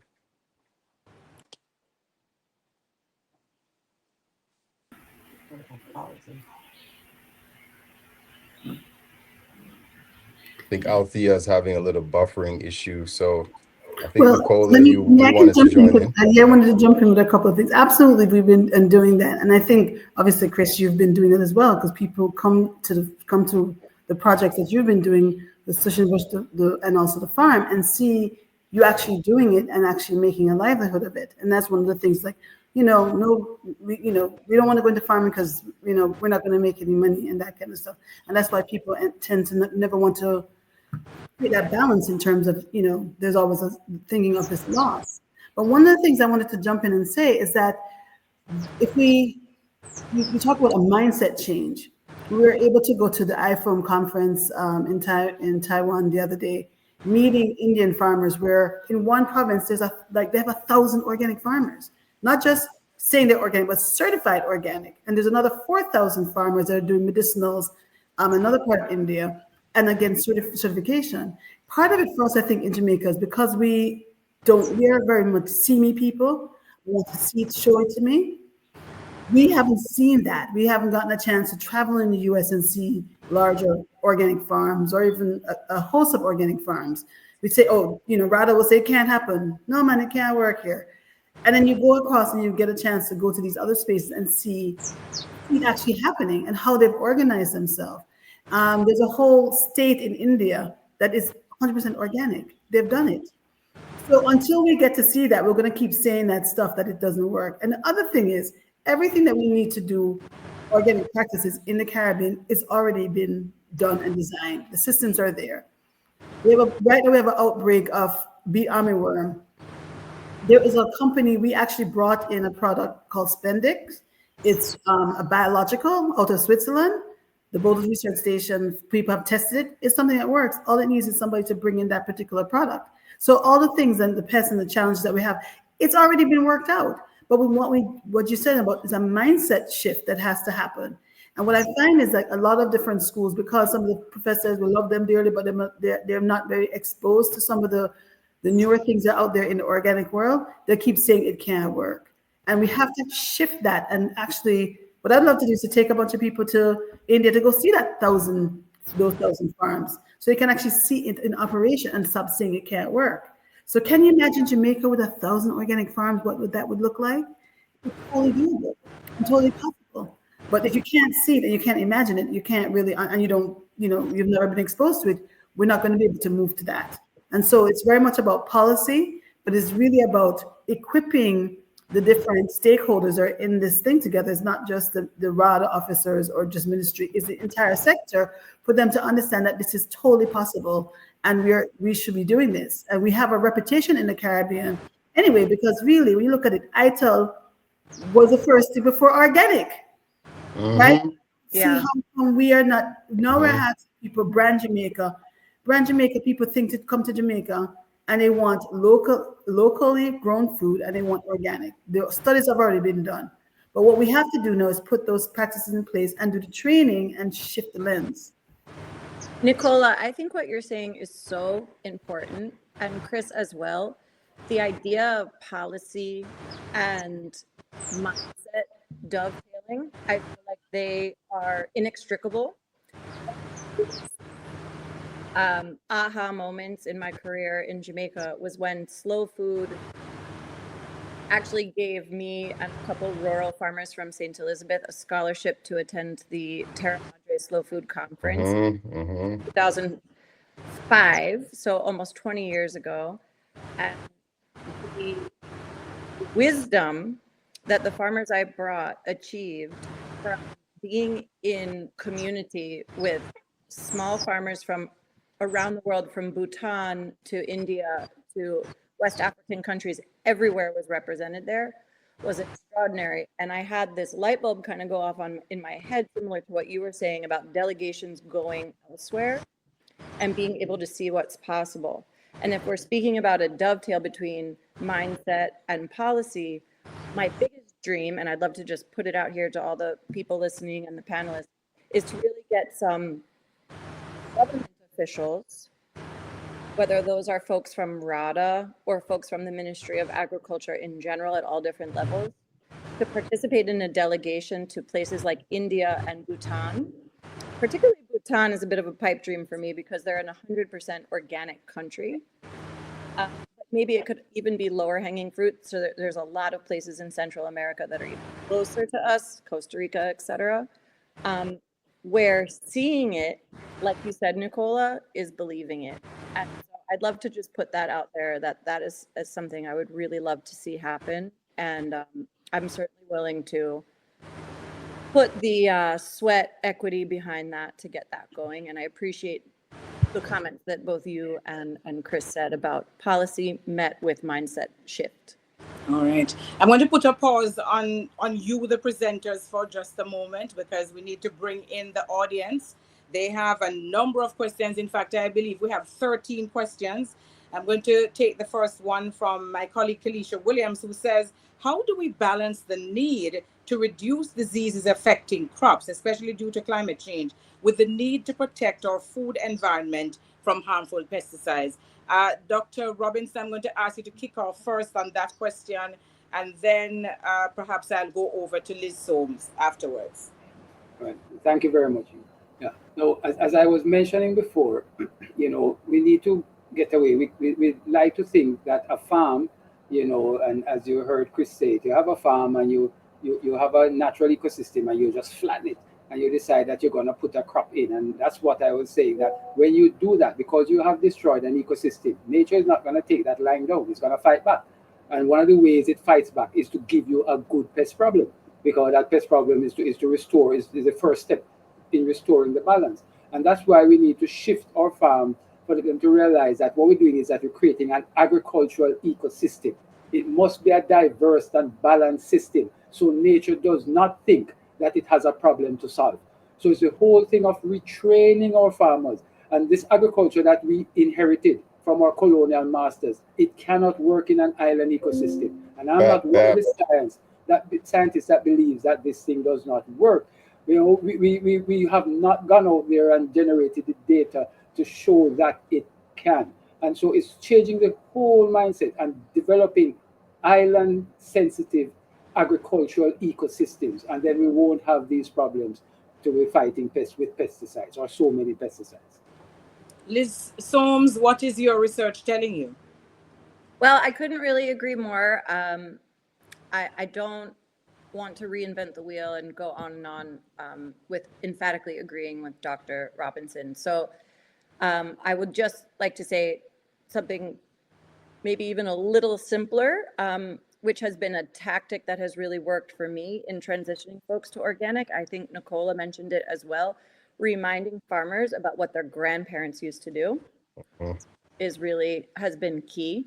And many of those tactics are employed the world over, and we need to relearn them. Thank you so very much. Chef Brian Lumley, I'm going to bring you back in. I want you to piggyback on something that Christopher Bin said. And the reason I'm asking this question of you is that experience that you had in Qatar that has brought you to the place where you are now in terms of your own personal journey with food and how it impacts your system.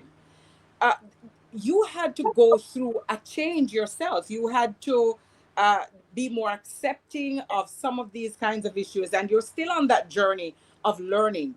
How do we encourage others to get on that journey? How do we help them to understand that this relationship that you have with food is so important that you have to sit down and make wise decisions?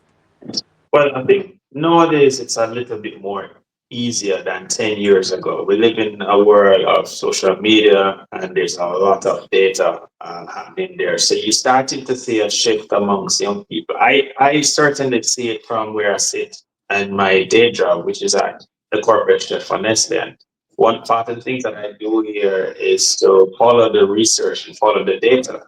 So we are now, I wouldn't say forced, but in terms of business longevity, you realize that you have to change a lot of the items they use in a product to make it better and to make it safer. Now, it's hard to just do a cold switch like that because then you have competitors out there as well. So for example, I wouldn't expect us to just have the farmers stop using pesticides in one go, just like that. It's never going to happen. It's not going to happen. Slow progression, right? But the data is certainly showing that people are paying attention to what they're putting in their bodies nowadays. And you see it obviously with the rise and interest in organic food or the farmers market. If you see the crowds at the farmers market compared to a few years ago, it's completely different now. Now there are communities building with people peaking interest. So what I would say is a lot of focus on health listening to your body. I started to listen to my body. So, for example, when I eat foods, if I eat something and it gives me a stomach ache, as automatically my body telling me, no, we don't want that. Something is wrong. Get that out of my system. Do not put it back. Right. And just from that little warning, because sometimes if you probably it upset the system and you have gas and you're just thinking, oh, that's a Jamaican thing, just drink some tea. I start with that mentality. Like if I put something in my body and it gives me a headache, or it gives me a stomach ache, or it gives me any sort of discomfort, I'm not going to eat it again. Yeah, Right? I straight. just move on and I just replenish my system, refresh my system with coconut water. Even nowadays, when you get a stomach ache and it leads to, let's say, diarrhea, I don't take Pepto-Bismol or any chemical or pills or anything. I flush my system with natural juices. Like, coconut water is primary example, replaces the electrolytes, and then I go through a nourishing phase where I give my body something to put it back. And I do the same approach when I get colds or flus. Yes, I'll take traditional medicine if it gets really bad, but in accordance to traditional medicine, you will also have nutrients to give your body a fighting chance to build your immune system and that kind of thing. So I think more and more I've started to pay attention to what those nutrients are. Where do I get them? How do I know that they are clean or 100% clean? And I put a lot of trust in Nicole and the farmers and the integrity that they show week in, week out, the dedication that they show. So that develops a trust, and for me to encourage people to do that, the first advice I give them is to listen to their bodies, because everybody's different. Genetics is different, DNA is different, but your body will tell you, right? You ever see you working, and you start to get sick. It's your body, the first warning telling that your body telling you that you're overworked, right? You need a break, you need to step back. So your body will tell you everything it needs to know. You just need to listen to it. Listen, yeah, man. All right. True, true. I'm going to ask Mike to start bringing up those questions on screen. But while Mike is doing that, Nicola, I have a question for you, because the task of the Joam Genesis project, outside of all the training that you are providing, you're having to convince farmers who have been traditionally using pesticides over the years that, listen, we don't want you to use them any at all. That is a hard sell to farmers, these conventional farmers who have been pushing for this. So even the way we have framed what we're saying here today, we have dubbed the conference Pretty Dutty Food. Can't go to a traditional farmer with that. What do we do? How do we couch it in such a way that you're helping them, but you're not insulting them? You're muted. Okay, sorry about that. So how the project is being developed and we're taking around, it really is for all farmers. So it is, no matter if you're farming, you should know how to make compost, because it's like, you go to a basic school or a high school, you say to a child, do you know your ABCs? Most children would know the ABCs. And this is the thing with farmers. Compost is one of the most important things, is a basic element of any farming system.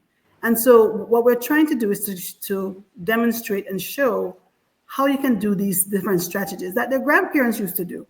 This is not something that is new, whatever. Maybe in the last 20, 30 years, people have gotten away from it because they can just buy that fertilizer.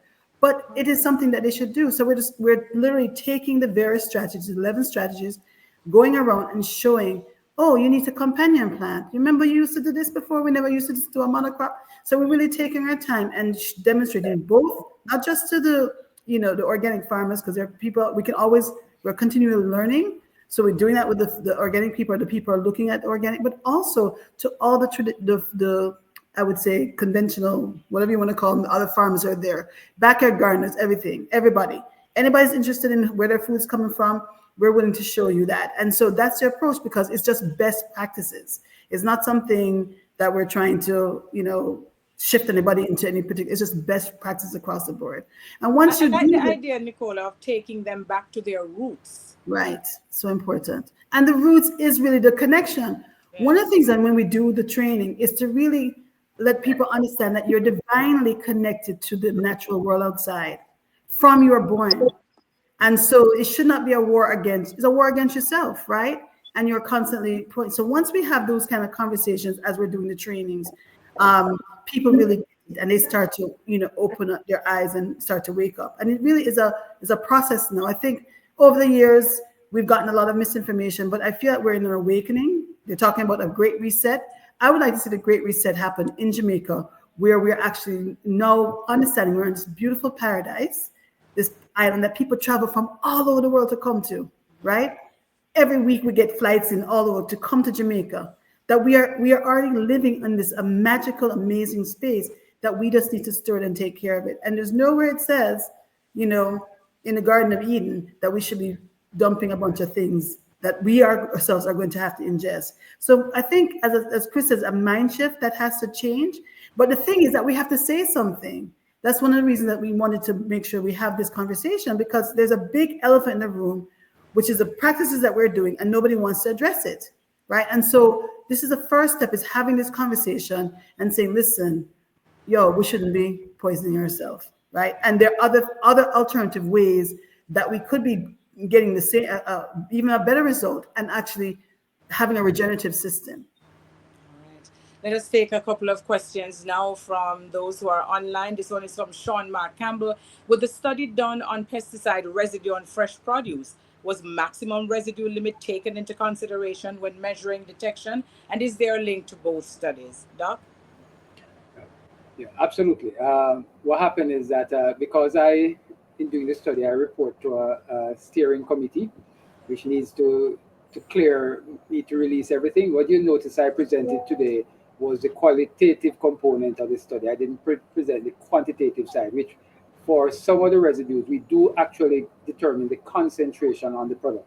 And when we determine that concentration, we also compare it with the MRL that's listed for that product. And just to give it, there are instances where the concentration we have found on a few crops have exceeded the MRL. In terms of access to the study, that I would have to leave. The team is led by the PCA, and that team has to determine how to make the results available.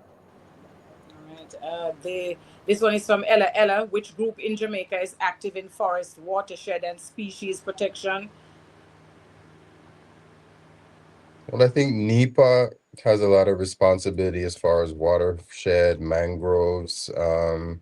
Definitely Jamaica Environmental Trust also is doing a lot of activities towards those Environmental things. Foundation.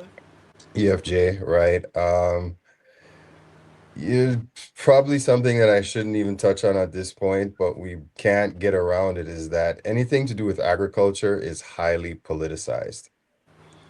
And we've seen recently what happened with the ruling with NEPA and the residue that was let go into the Rio Cobre.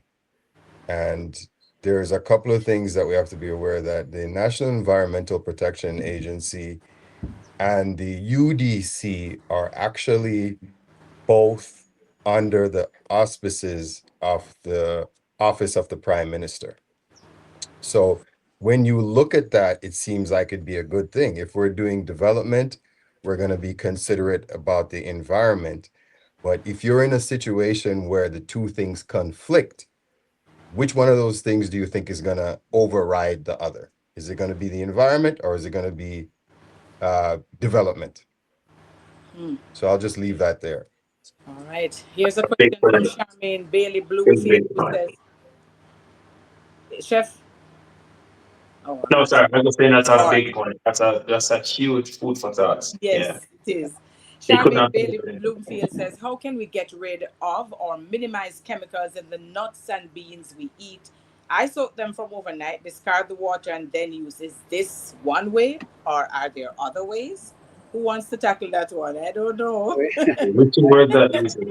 Yeah, I'm gonna let me take a person, because as somebody who has studied the fate of pesticides in the environment, and so one of the things you have with a lot of these pesticides, they are not very water soluble. So you're not getting them coming out in water. A lot of them are what you call lipophilic. They love more organic solvents. The type of organic solvents you may need to pull them out, you then can't eat the food after that. So the main thing is to make sure it's not in the nut in the first place. rather than to try to get it out. Even when you have people like, for example, on the fresh fruit, and we did a study on that where we're looking at can you wash it off? There's a certain concentration that is bound. You wash it, you still have a certain percentage on it. So the main thing is to ensure that you really don't have it on it in the first place. Doc, as a follow-up to that, does heat destroy some of these pesticides? Yes, he denatures some of them, but the bad thing is that sometimes the heat converts it to a byproduct that's sometimes just as or more toxic than the More parent. toxic. Yes, yes. So you have to be very careful. Right, boy, I tell you, everywhere you go, make a joke here. All right, here's one from Carrot Juice. Dr. Robinson, does detoxing help to flush these pesticides from our bodies? If yes, how often? And what products can we use for that detox? All right, so I'm not an expert on that, but the concern I would have is that, remember that I mentioned that a lot of them are lipophilic. So some of them, and that's why we worried about the HHPs, because they are very lipophilic in that they are fat loving. So when they go into the system, they get absorbed and they get stored in fats. That's why you hear people say they're more concerned about women being exposed to pesticides, because they have more fat deposits that the pesticides go into, and a lot. So because of that, when it gets absorbed into the fat and is being stored, detox really will not help at that stage. So I really don't know, but I'm worried about lipophilic ones that are stored in your fat, which when it's stored there, it's locked away, and it's until you start losing weight, then it gets released back into the system. And that's why I see some people, when they start to lose the fat, it has to go somewhere. It goes back in the system, and you start having the toxic effects again. All right, so here's another one. This is from Dr. Patricia Northover. To solve the pesticide dependency, need to solve the seed import dependence. If we use seeds that require chemicals for productivity, the question then is, how do you wean yourself off this input dependency business model? Nicola? Well, I mean, one of the things that I've been advocating is that we should be doing our own seeds here. To be honest, there's a global seed shortage. And I know that during COVID, we had a problem because Bodos actually produced some things, but they were totally out. They only produced about 5 things: some peppers, some corn, some sorrel seeds, that kind of stuff. So for an island, and we're depending on food security, it's kind of crazy that we don't have we're not actually doing more work on our own seed for our own microclimate. So you can't really depend on other people for your food. I mean, it's really crazy that we don't have a system for that. So I think it's very important. We talk about a policy change. This is definitely something we should do. And also to remember that I found out that in the 70s, we actually had a 100-acre seed farm, right? That this was something that we had started doing, that MD2 corn that is sometimes around, that is something that came out of that seed project. And I think that is something that if you're talking about investment in something, we should be having our own seeds that meets our microclimate, and it's done here. So we don't have to worry about importing other people's things, especially with the fact that there's a diminishing supply and it's only going to get more expensive. Whoever controls the seed, control the food and control the people. All right. So before I take this next question that has popped up, I must tell you, Nicola and the team, that you have amassed a fantastic team of presenters, but you have also attracted a number of top academics and other people in industry here. This next question is from Olive Downer Walsh, who says the ongoing assessment of pesticide residue in locally produced crops is of importance. Does the study include imported produce inclusive of post-harvest treatments? And if no, can this be included? Dr. Robinson, this one is yours too. Yeah, all right. Yeah, no, this study does not include imported produce. And the simple reason why that is not included is just a matter of funds. The persons who are funding the study wanted us to focus on what is available locally. Okay. Also, Althea, I just wanted to add in there and jump back to what Chef Lumley was talking about with his personal health experience, is that we look at our health in a very interesting way. And I just want you to look at the word pharmacy, right? if you spell it Farmacy, it now makes the farm the source of your medicine. So if your food is directly connected to your medicine, then we should be healing ourselves with our food. Exactly what Chef says. If you eat something and it gives you a headache, it gives you a stomach ache, something is wrong. Something is wrong with what you just ate. And what I noticed with a lot of people that are experiencing health issues, Chef also had a question about fibroids and all of these other issues that are now prevalent in our health system, cancer, diabetes, all these things directly link back to our food and the way our food lifestyle. And when you get to the other point where you're talking about things like celiac disease, right? Which is this, a lot of people talking about they want to be gluten-free, they don't eat flour. Sometimes it's not necessarily the gluten, and the presentation that we had on earlier is telling you that a large part of the food that we're getting is grains, it's wheat. And wheat is one of the most pesticide heavy farming products that we have in our food system. And we consume so much of it, going back to the rice in so many different ways. So sometimes you're not maybe allergic to the gluten, but you're allergic to the composite of chemicals that are being sprayed on that wheat. So we need to really kind of rethink again our food system. And we had Taurus Riley up one time and we're talking about the pharmacy, and he says the pharmacy is what the farmer sees. So we need to kind of rethink all of that. The food should be your medicine. Let your medicine be your food and your food be your medicine. That sounds like the next project for Joam, pharmacy, Yes. pharmacology. Yes. Sounds like a good project that Joam. Spell with a F. Yes. Olive Downer Walsh is asking, does the conclusion of cancer-contributing substances include non-pesticide products or items to which consumers have intense exposure and access? Dr. Robinson, I know that you must be having cross conversation with people who are in the medical profession as well. So sorry, sir, they're putting you under pressure. It's not me. Yeah, I looked at that one and I for that one I was just gonna plead the fifth. Right? That one I really would rather not comment on that, because we have not been screening it along the lines of it being carcinogenic. So yeah, when we do all the pesticides, we look at them and see which ones are listed as carcinogenic, and because if we think it is, we will raise a red flag. But I really don't want to say much more on that one, because it's outside of my scope. All right. Claudel Maitland Wilson says, I have imported small quantities of heirloom seeds from an international website, but those seeds never perform as well as the ones I buy locally. What can I do to make the heirloom seeds produce or even germinate? Chris, you want to take that one? Sure. For us at Stush, we typically only use heirloom seeds. And when we talk about heirloom seeds, you're talking about seeds that have been passed down from generation to generation. And one of the main advantages of heirloom seeds is that they are true to seed. So if I plant a Cherokee purple tomato, which is one of those heirloom varieties, I can extract those seeds, plant it back, and I'm going to get exactly that same seed.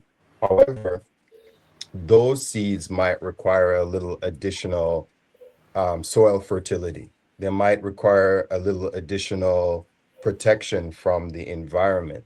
So one of the things that we do with our heirloom seeds is to provide very good plant medium, soil medium to germinate those seeds. And typically germinating seeds don't really require a lot anyways, but even after you've germinated them, to grow them out, that plant is going to require an exceptional amount of nutrients to maintain it, because one, it's not sprayed with a chemical that's going to prevent the ants from eating it. Two, it's not sprayed with a chemical that's going to prevent a fungus or a virus from attacking it at the germination stage. So you really have to have a very clean environment, and you cannot bring heirloom seeds into a conventional environment and expect them to perform at the same level, because chances are those heirloom seeds were grown in an organic or a regenerative environment. So you have to keep the environment similar to the environment that the plant was originally grown in. All right. May I ask you, Liz, to comment on that question as well? Yes, so I tend to use only organic or heirloom seeds on my property as well, farming on my own, but also what I recommend to clients and around the place. I think one of the reasons why this person who asked the question had a lot of success with conventional seeds is because they've been genetically modified. So maybe it's a quick fix in the beginning. But with organic farming, regenerative farming, farming with heirloom seeds, like Chris was saying, you have to really have a little bit more patience, a little bit more time. You're going to have potentially a less high germination rate in the beginning, but it will prove to be effective over time. And over time, they'll learn how best to do it. Ella asks, is there an initiative of farmers island-wide getting paid to be a part of soil health testing to have solid evidence of pesticide impact? Dr. Robinson, well, it doesn't matter. Anyone who is comfortable taking it. I was going to say it's a bit of a conflict of interest if you're paying somebody to test their own soil.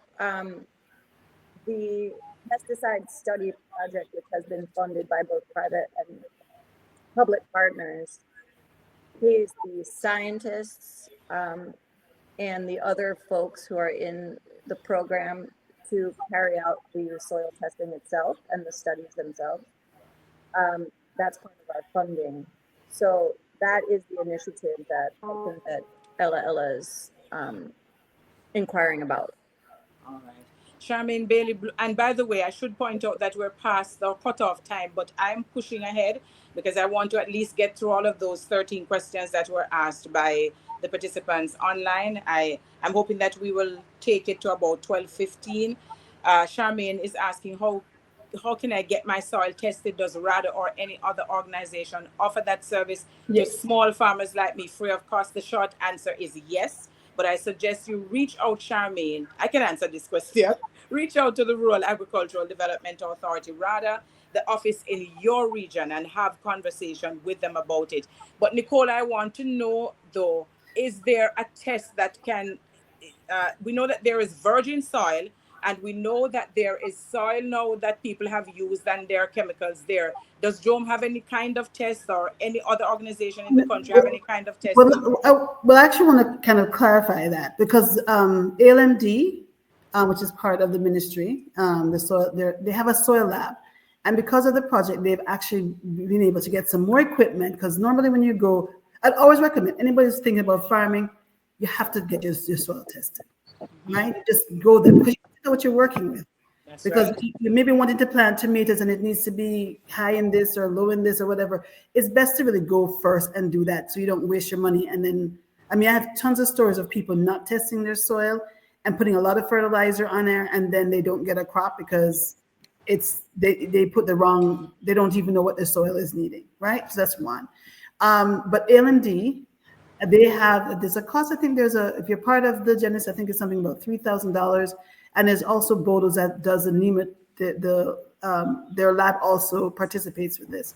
So the first thing to do is really call the ministry and ask for the ALMD department. They have a wonderful set of wonderful people. Dr. Marson is there and her staff, and over Bodos as well. They really have been doing a great job with us.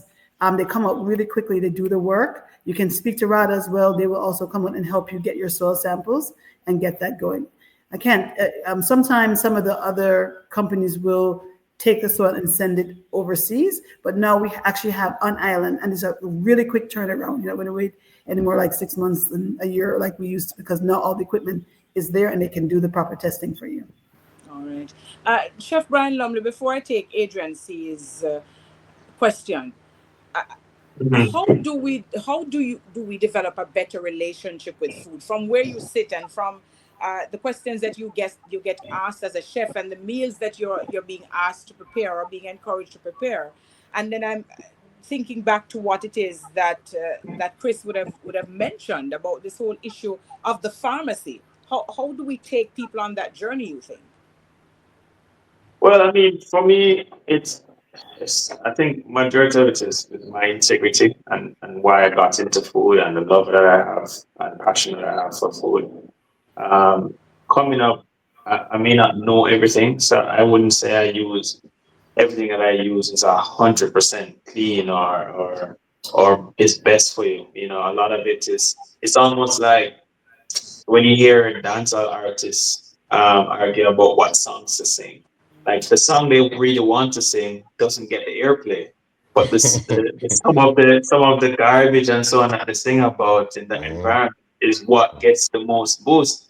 So it's almost a similar thing. Like I want to cook healthy dishes, but everybody buy fried chicken. You know what I mean? And to survive, you probably not me, but most chefs it would happen to. So there is a correlation in that space where you would have to do things to survive, but at the same time you come up with alternative project and build that community. And when I started 689, that was a challenge for me because I I was determined not to serve rice at the restaurant. I had this thing called croquettes. And I remember I went through such a headache in the first couple of months because the croquettes were made of grown provisions. So it didn't have any imported anything. We used local Irish potato, dashi, cocoa, and sweet potato. We make a brown mash, bread it, and fried it. And it was fried crispy, so it didn't soak up a lot of oil or anything. But I deserved not to serve rice. And I did an ice cream scoop with it, so it's shaped like an egg. And Jamaicans come in the restaurant and be like, "What kind of dinosaur egg this? I don't want this." And it's just like a bunch of complaints you get over a couple of months. But what tend to happen slowly is that there's a lot of ladies who frequent the restaurant, and the restaurant was at late night. It was like 5:30 to midnight. So what you find is that they didn't even want the rice, and they got acclimatized to it eventually, to the point where I had to bring rice on the menu because I did like curry conch and certain curry dishes. And Jamaicans, if you're having curry, you have to have rice. But what I found was interesting is that when I started to serve rice with those dishes, they got upset, asking back for the croquettes. So it was because the restaurant was getting so popular, it was hard to make so many croquettes. And they find that there's a slow shift. So I realized that Jamaicans they're not very open to change immediately. But if you stick to it and they get kind of used to it and they start to trust it, then the comfort level comes in and they realize when it feels good and it starts to affect their bodies in a positive way, and then they will continue with it. And so that's what I would say. We have to have a stick to itiveness to our mission. And the more we educate people, I think it's the better they'll be accepting of it. Right. So we're going to grow some dinosaur eggs on the farms. It also goes back to policy as well. Again, right? It's like, when was the last time you saw a scandal bag? Right? We decided that we were gonna ban scandal bag, and as much as we were dependent upon it, you had to find something else to put your grocery in. Some people went to the basket. We went to these recycling bags. They banned styrofoam. Right now, they're working on banning these sweetie drinks that we're getting. So we can have the idea as a community, but if you get that idea backed by policy, then it now becomes very much. And I have to big up Chef Stush, because when we started to produce what we were producing, people were like, you only serve vegetable? Not even little chicken? Can we get little piece of fish? And initially we were like, boy, this is going to be hard to get people to wrap their brains around. So, let's serve a little fish, but we'll make the price really high. And people were like, we still going to pay the price for a little fish. And then we came around and we said, no, if we don't grow it on the farm, we're not serving it. So we phased out the fish. We phased out anything that had egg, butter. We started to make our own butter. Big up the chef again. We started to make our own cheeses. So you can replace, like the croquette, you can replace this appetite for what we were eating that's basically killing us with something. And we don't like to even talk about the food being healthy, because sometimes when you mention healthy food or vegan food, people automatically, they have a knee-jerk reaction. This is going to be some plastic cardboard that's seasoned to taste like chicken. And I don't want that to eat. I want something that tastes good, that makes me feel good. So our emphasis, we don't use the word vegan in our food preparation or any of our advertising, anything. We talk about ITA, plant-based, plant-forward, and at the core of it, we're the original sexy vegetarians. All right.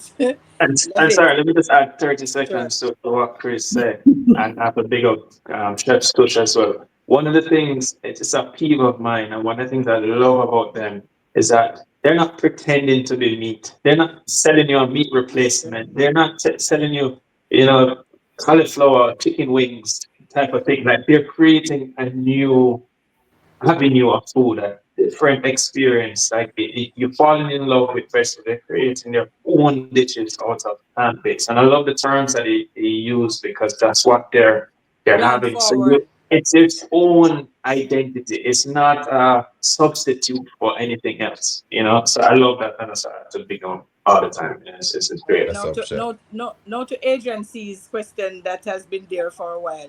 How can one get involved with Joam Genesis, and what roles are there to participate in or partake of? And this is coming out of Montego Bay. Nicola, you have a convert.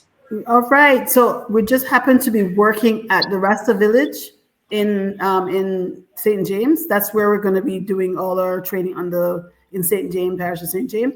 So you just need to connect us on the website. You go to Joam website. Our contact is there. The schedule for next month, we're going to be doing, I think we're doing biochar is going to be one of the things they're going to be doing next month. We did composting, vermicomposting, statics, Johnson Sioux. The first month, the second month we just finished land management, all the different land management practices, and we're moving on to doing some biochar, then EM, cover crop rotation, all of those things.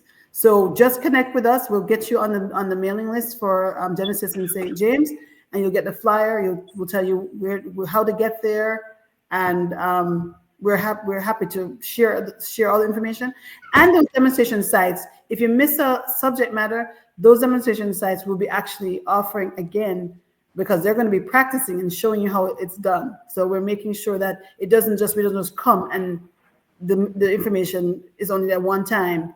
We're going to be showing you over and over and demonstrating those practices. Yes. And Adrian, become a Joam member. Check us on our Instagram, which is Joam. We have Joam Limited, which is the website. And from there, you get actively involved in this community that is Genesis and so much more as well. So hit us up anywhere you see JOAM, and we'd be happy to have you on board. Excellent. Wade Barrett says, what's your take on using neem for commercial pest management? Also, is that approach managing the symptoms and not managing the problem? I'm having a challenge with whiteflies. Dr. Robinson? All right. So rosemary. Yeah, if you to pick out just neem, I would say I don't have a problem with neem being used part of an overall management system as a replacement for the chemical in the chemical component. However, it's just for people to be clear. I mean, make sure it's a pest management system and not a pest control system where you're just trying to get rid of the pest. Because even though neem may be something approved for organic, a proper organic system does not go to the chemical control first. So even though it's neem, so it's not right for you to just have a pest problem and go with neem. So how do we ensure that we have a full management plan that protects the natural enemies, that designs the system to create the ecological balance we need? And then if we have that well-designed organic system, and by some change that we didn't have control over, the pest population goes up, then you can go in with some neem or some other natural product to get the population down. But I just want people to know that you should not be trying to use organic inputs in a conventional system. You need to change your production system to an organic system, which does not have the numerous pest outbreaks that a conventional or neo-conventional system has. So the answer to his question is in his question. It's a systematic approach rather than a piecemeal approach. You have to really change the whole system, change the mindset, and then you can be on your way to using neem, moringa, all of these other natural plant-based inputs that can improve your productivity. I am of the opinion, Nicola Shirley Phillips and Christopher Binns, who both sit on the Joam board, the members of the Joam team. You're going to need a part two of this pretty dirty food. Absolutely. Yes, the part To two the has to be quarterly. planned. Because Definitely. Well, we are. Don't forget that we do have Farming as a Business, a conference coming up in this July. year at University of West Indies this year, and we have. There's so many different topics. You're going to be confused about which class you want to go to. So now that we have people's emails and stuff, we're going to be sending it out. We'll probably be showing the flyer. We have a lot of really good speakers and just really practical information of how you can do farming as a business, but doing it in the organic way. So lots to share, and that's coming up in July. All right, so 30 seconds to each presenter as we're closing out the session. Dr. Robinson, let us start with you. I'm just happy that we started this discussion. I would not want it to stop here. And just remember, the public, you are more powerful than you think. So where we're talking about legislative changes, etc., and just lend your voice, give support to the what we are trying to do to ensure that we can clean up Jamaica's food chain. Yeah. Christopher? Again, the opportunity to be here to have the discussion is great. I want to big up Chef Lumley for tuning in because, the transition from here is to the food. And if we can get people acclimated to the idea that our food has to be clean and it can be clean and sexy at the same time, then I think our victory is won. Right. Liz Soames. Liz? Oh, Your 30 seconds. sorry, I was having some technical difficulties. I just wanted to say thank you to the organizers and also for all of the other panelists for including me. And I do hope that, and I know that my journey in organic agriculture in Jamaica will continue, particularly with everybody else's support. So thank you so much, everyone, for having me. Chef Brian Lumley. No, it's been an amazing 2 hours sitting here listening to the panelists, the questions from the public. I'm just very happy to be here, happy to be a part of the conversation. This needs to happen like quarterly so we can check in on the progress and the study that's going on. They've opened up a rabbit hole for me now, so I'm going to run straight through it. And yeah, I'd love to be the bridge between the farmers and the consumers. I'm happy to be that bridge to take questions from both sides. And it also will keep me accountable in the produce that I use and what I'm promoting. So the more you know, the more you grow. So yeah. Thank you so very much. The conversation has to continue, and it has to continue at the level of our communities, starting with your home, because listen, you can't go out into the community and you're telling them to do something unless you're also practicing it at home.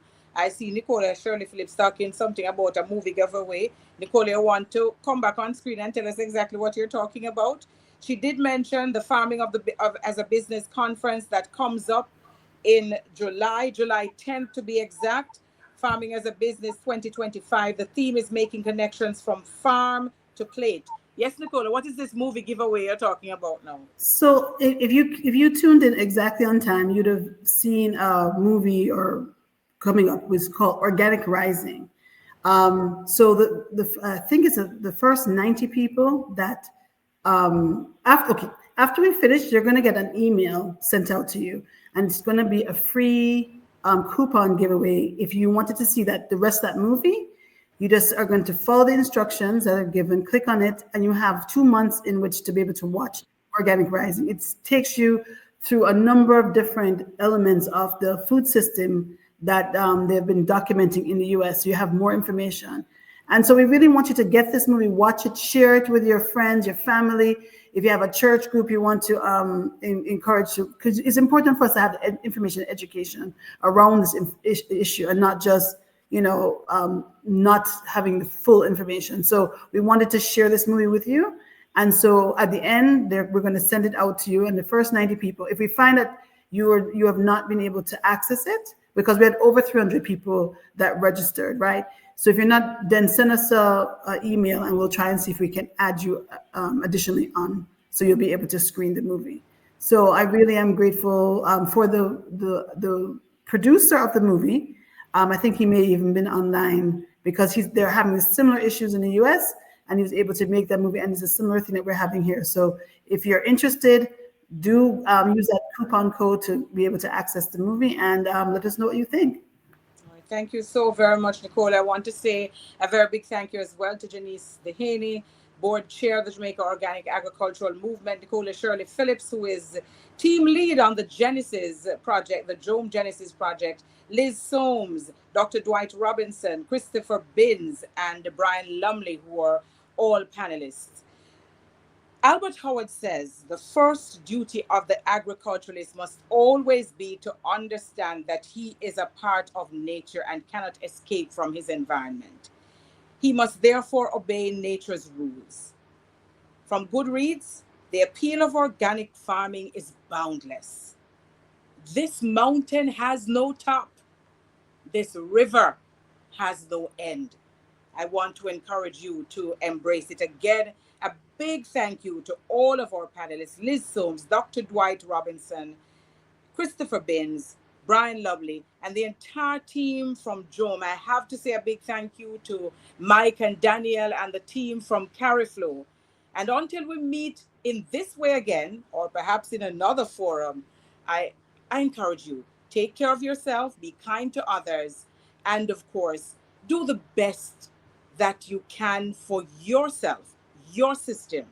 Make sure you're feeding good, wholesome food to yourself.